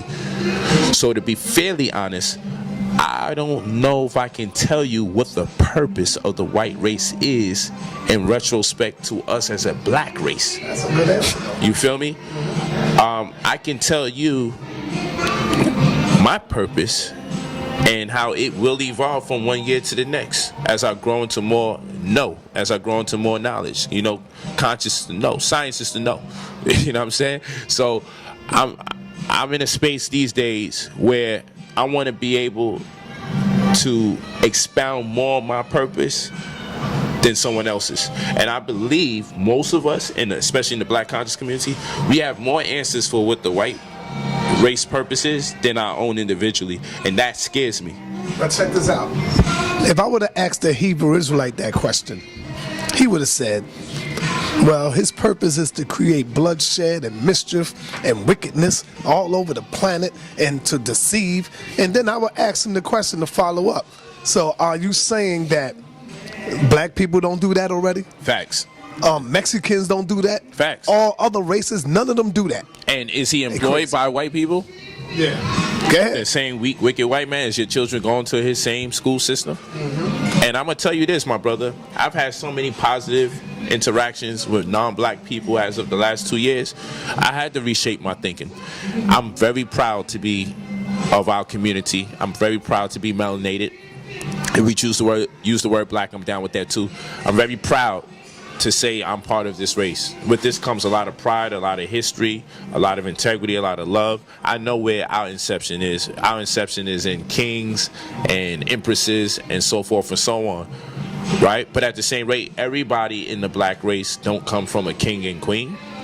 Right. Everybody wasn't a king and queen in our race. So, you know, everybody wasn't Obama and Jay-Z in this era. So how would we think everybody was Obama and Jay-Z in their era? Everybody wasn't King Tut and Nefertiti. Some people were poor, and these are facts.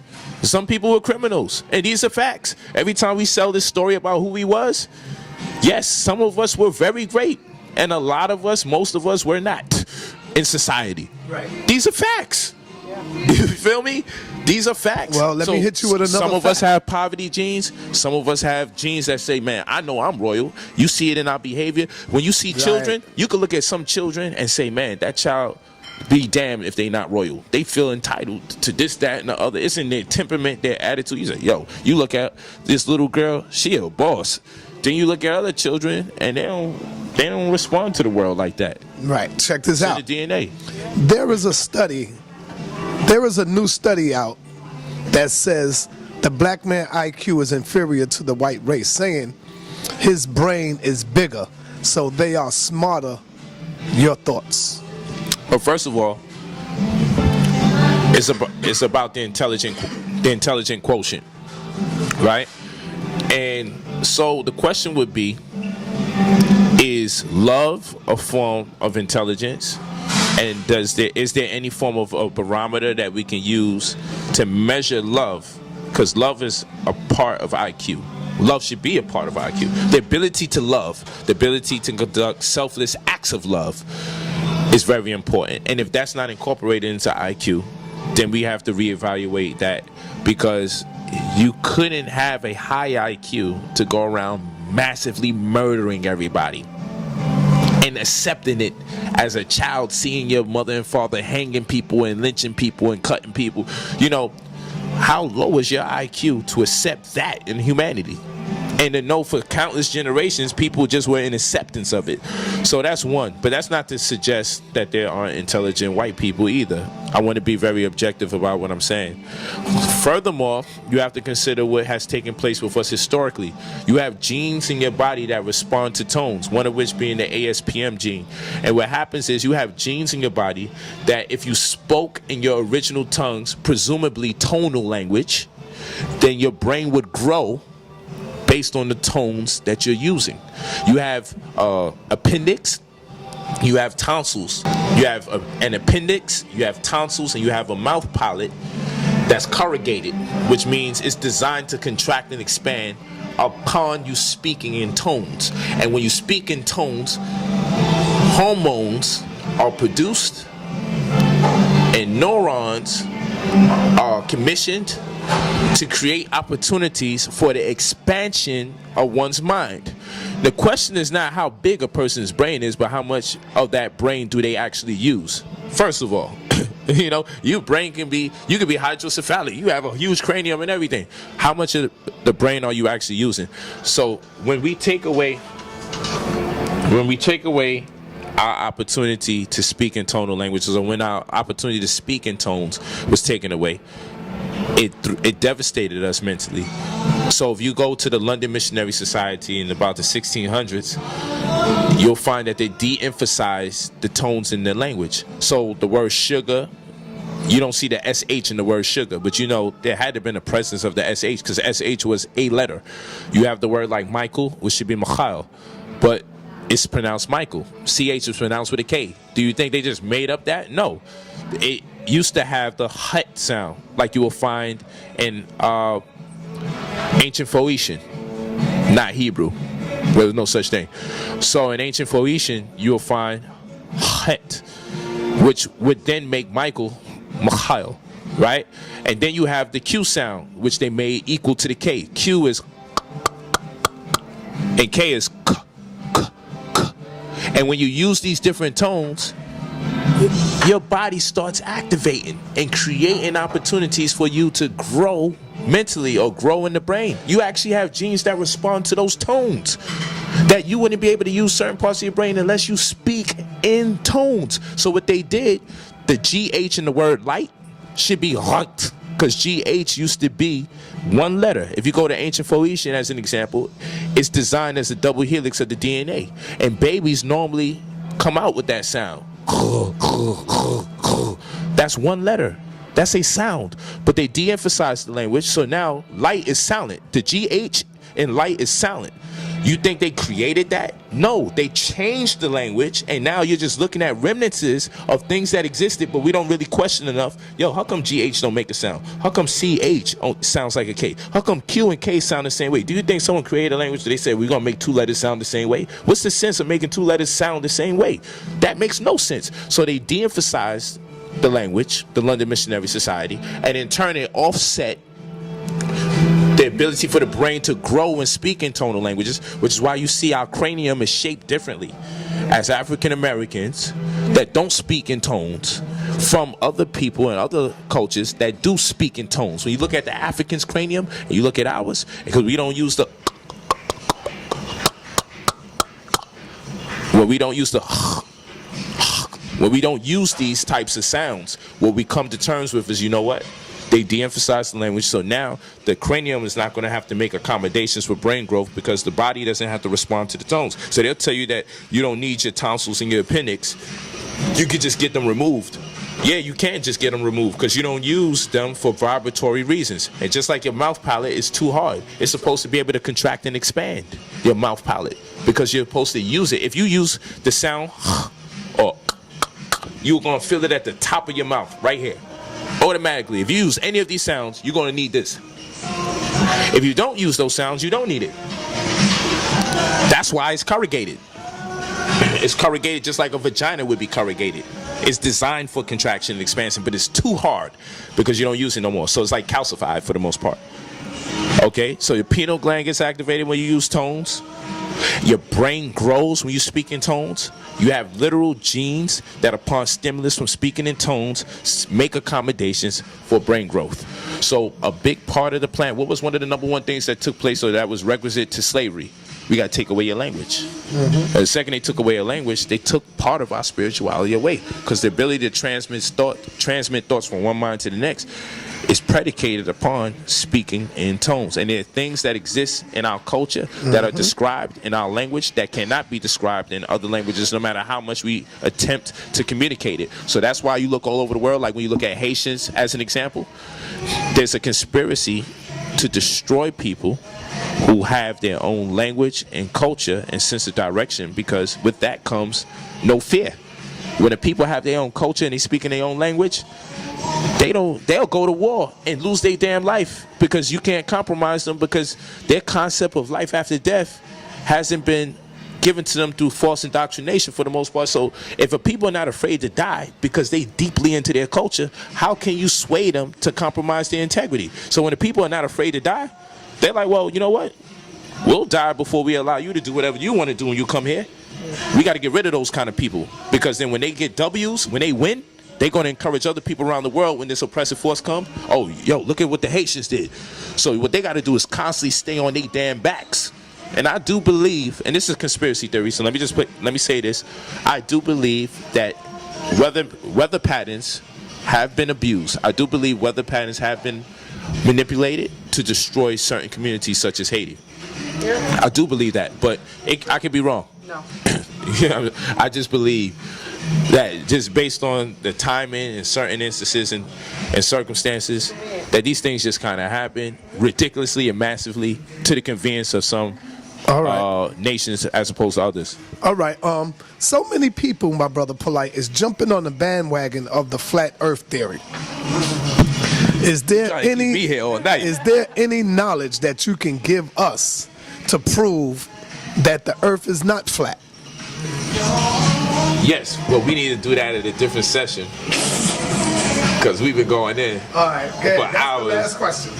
But what I'll tell you is that any good movie suggestions? Tyler Funny. It's crazy how he asked me about good movie suggestions. But yeah, can you check and see what time? Oh yeah, for sure. Yeah, so. Not answer the question. Yeah, word. But because this is, I know how I like to do things. I did pretty good these last several questions, to keep it concise. But I'll tell you that I have great confidence in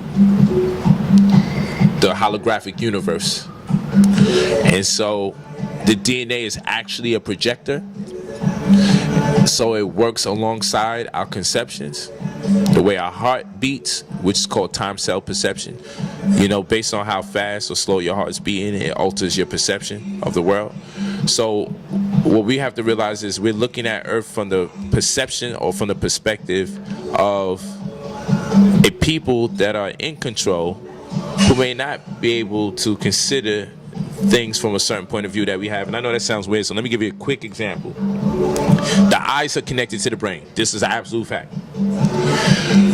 Since the eyes are connected to the brain, some people have recessive traits, such as blue eyes. So like when you study the Tuskegee Airmen, you realize that black people were hired to fly because people with recessive eye traits couldn't see too good when they was flying those planes. People with blue eyes, they couldn't see as good as we could see in the nighttime or when things got dark and we was bombing the wrong person. So they hired black people as Tuskegee Airmen, because before technology can provide a better way, we were the technology they had to use.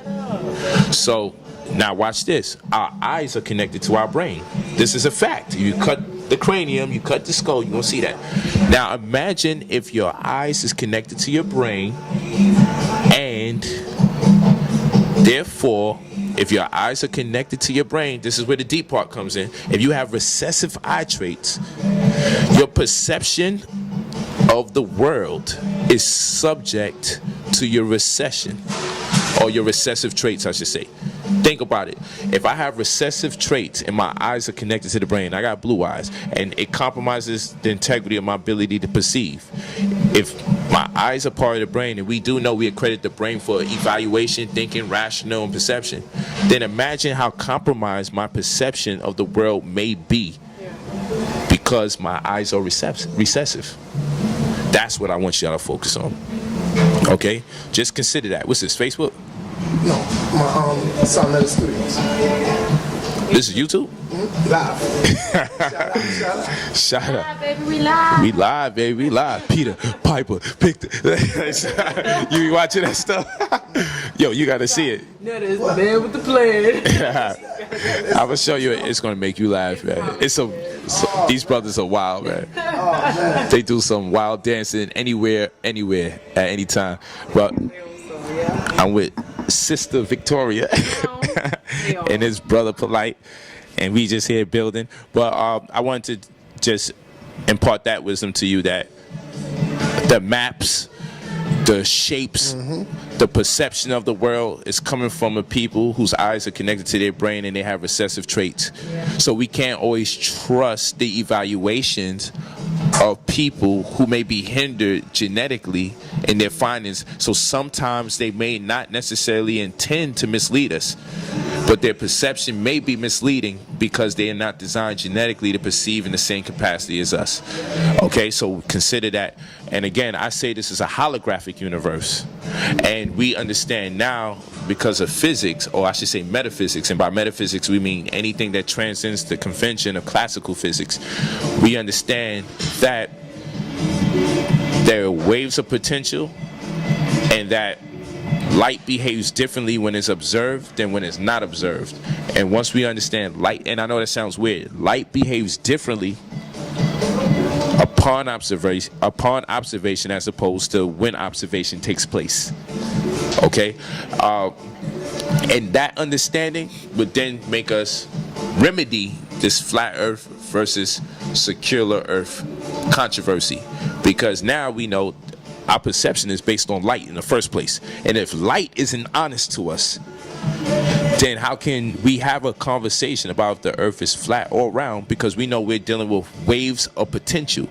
And upon observation, waves of potential become particles. And this can be explored through the double slit experiment that took place, where they attempted to trick light by watching it at different points when it existed. And every time someone would look, the light would give a false recordation of what transpired. And I know this sounds crazy, so I gotta have the time to really go over this so I can show you that if light is misleading, because that which light is consistent with or made up of or constituted by have some form of consciousness or responsiveness to that which is conscious, now we have to reevaluate perception and time, because light is used to qualify time. But see, look, I wouldn't say that light is misleading.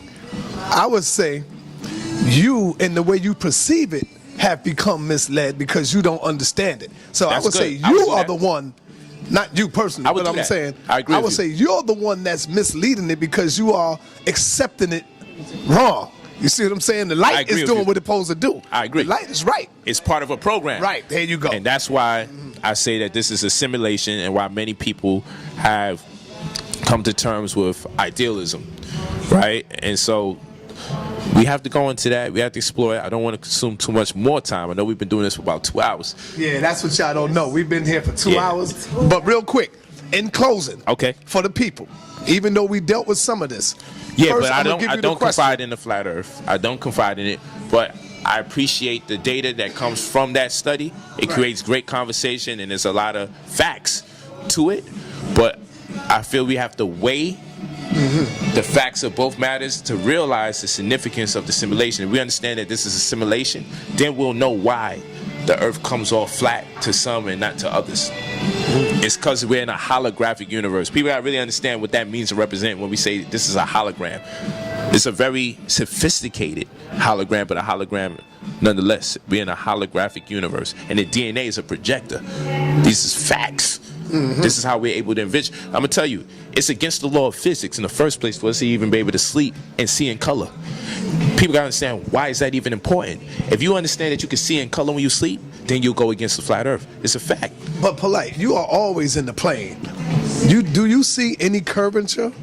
Do you see any curvature, or do you see the plane just going straight through across the world, across the globe? Well, listen to this. First of all, we got to deal with triangulation. We know that a triangle is 180 degrees. If we were to level out a triangle on this plane that we call planet Earth, we will see that there's a curve because it wouldn't add up to 180 degrees. The fact it wouldn't add up to 180 degrees would tell us that there's a curve. But looking at it, it looks like it's flat. But if we were to measure the Earth, geometry is the measure of Earth. If we were to use geometry, we would see that a triangle wouldn't be a triangle because obviously there must be some curve, but we can't see the curve because the curve is so subtle. Right, I see what you're saying. You feel what I'm saying? The curve is mad subtle, so we're not gonna know unless we really get to the geometry. Where I think the curves come in at? Where's that?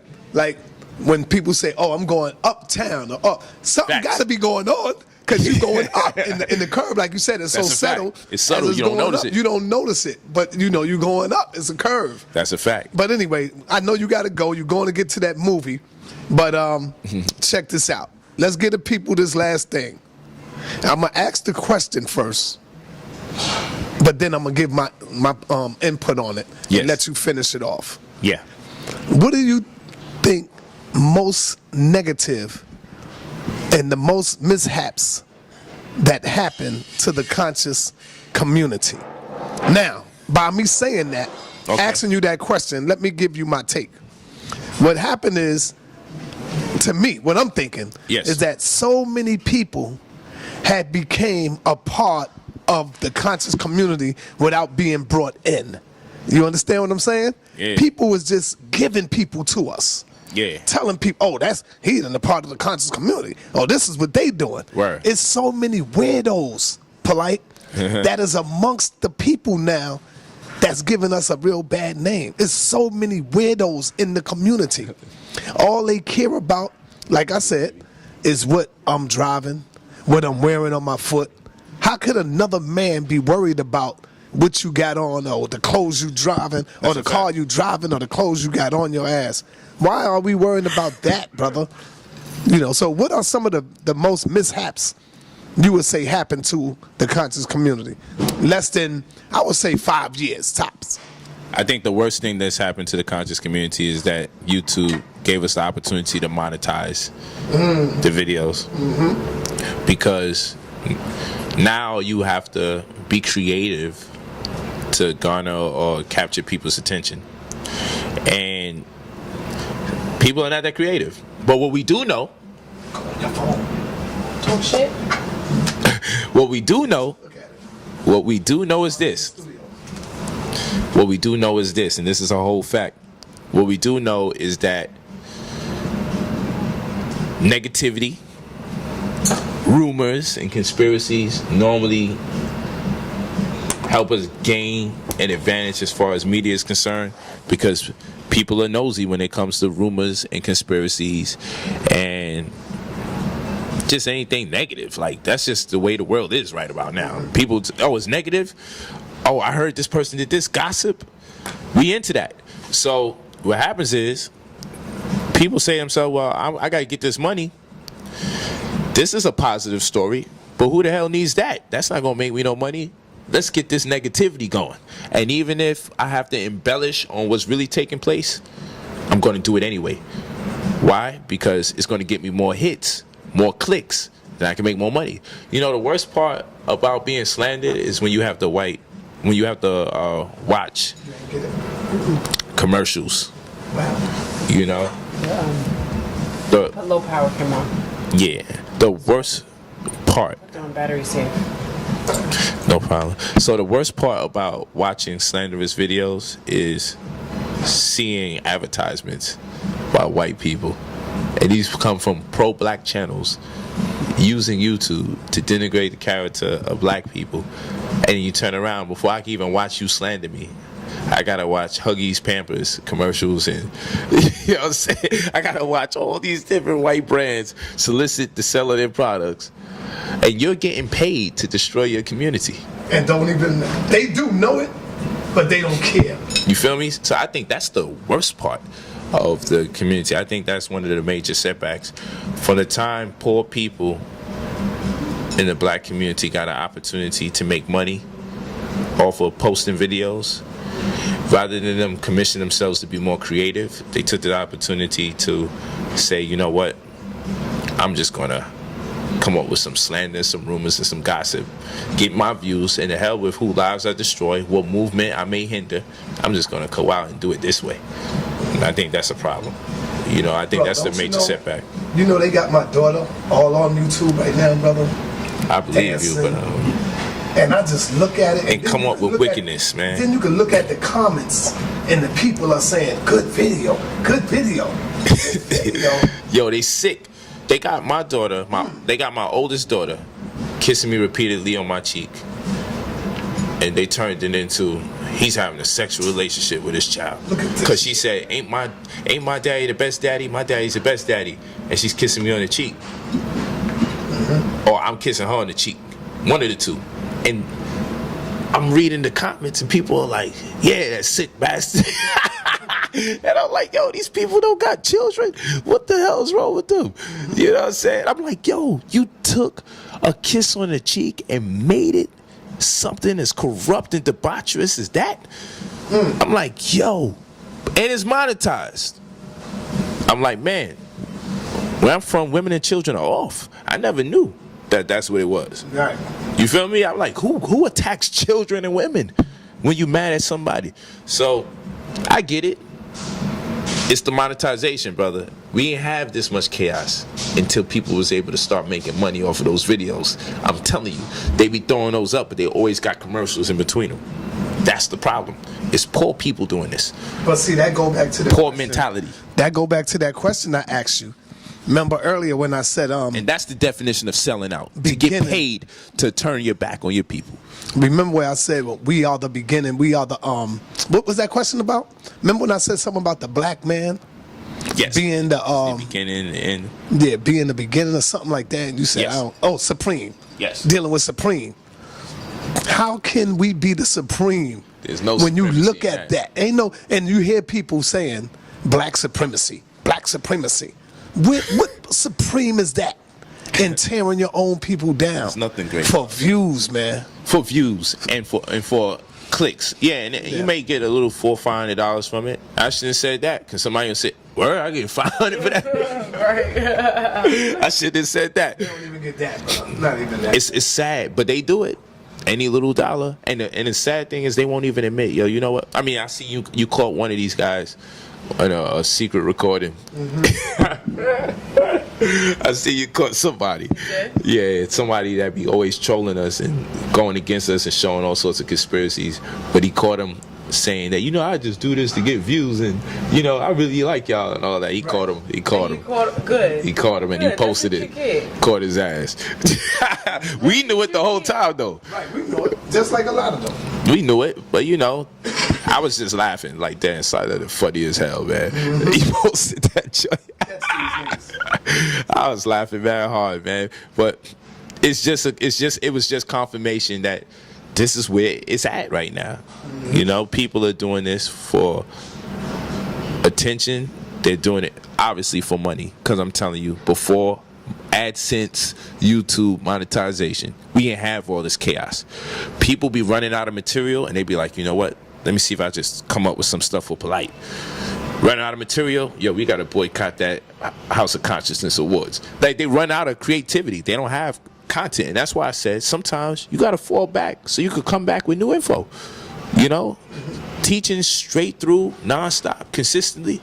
Nah, I need to travel the world. I need to experience different conversations with different types of people to keep me fresh. So when I come back and I talk, you be like, man, I don't want you to get tired of me. I don't want to become redundant. And say, man, we know what he does. That's what he do. He do debates on religion or something. I don't want to become that person. I want to make sure that, whenever Brother Polight speaks, he's going to have something diverse. He's going to have diversity as far as his brand is concerned. You're going to always be able to look at my brand and be like, you know what, that brother's pretty diverse. You know, and people know me to be diverse, whether it's holistic health, whether it's finance, whether it's economics, politics, whatever. You say, you know what, he could dance with the best of them in several different subject matters. I never want to be linear in my approach towards education. But in order for me to keep that same bravado, I have to know when to cease and desist. I have to know when to just be quiet and just learn. Listen to other people and then stop even listening to other people and go search. And that's the difference. Some people just research. That means they're looking for information that they believe to be right.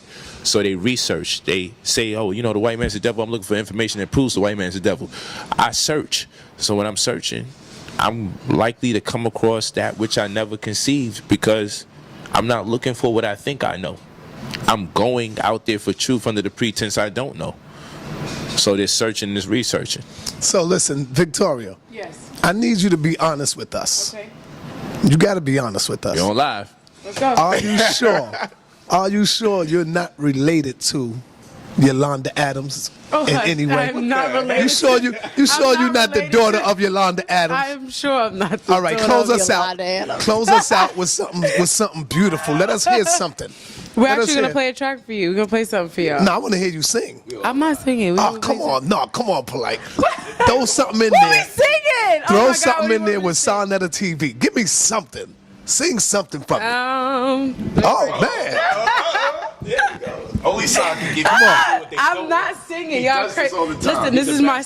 Listen, I don't drink. Now, all the time. you This is my ain't, you second didn't, cocktail, hold on. Okay? You didn't come all the way to New York for nothing. You came to the Grammys. We came for the You Grammys. came to the Grammys. You've been recognized as a singer.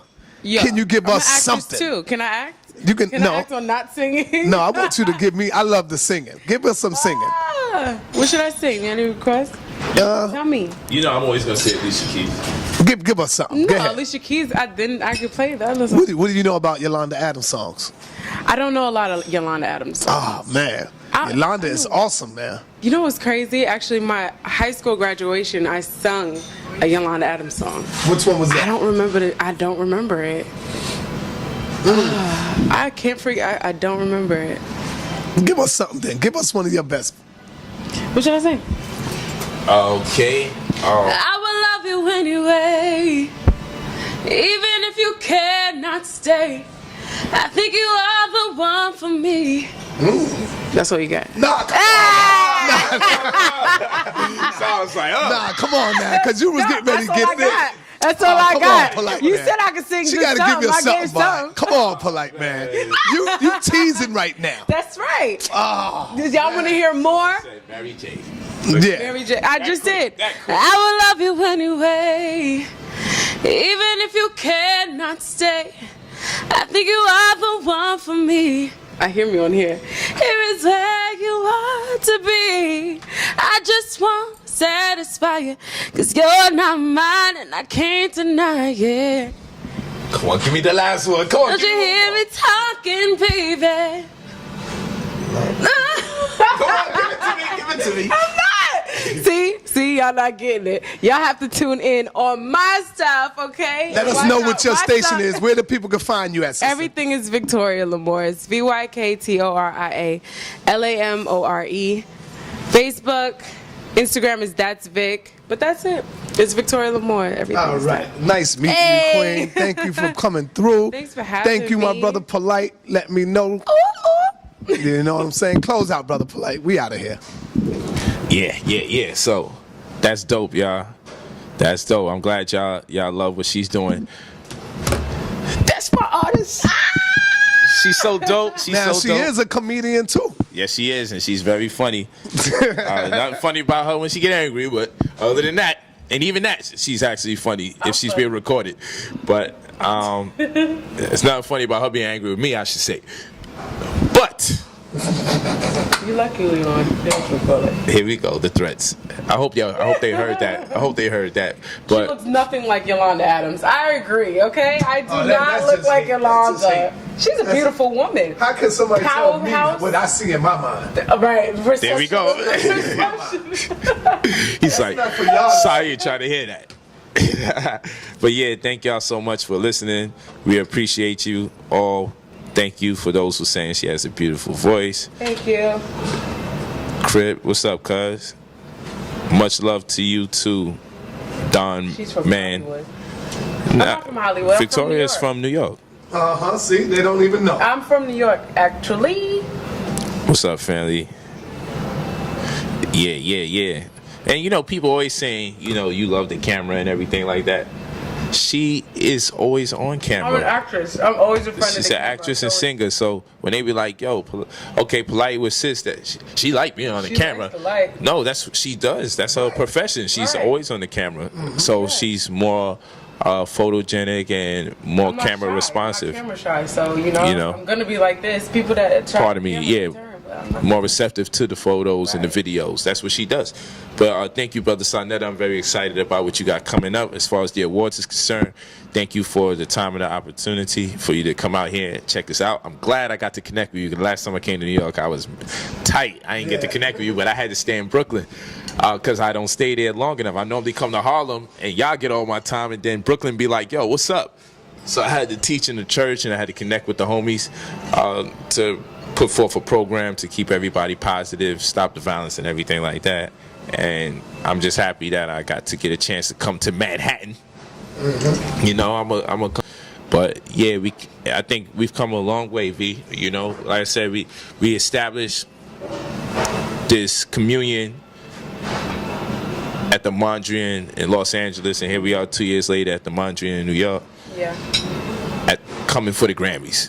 You know, that means we working. Right. You know what I'm saying? That means we working. So I'm very proud of And Victoria. The hating Negroes gonna have something to say about that. You already know what she's a master of her craft, and the thing is, she's not even in her prime, and she's getting the recognition she has.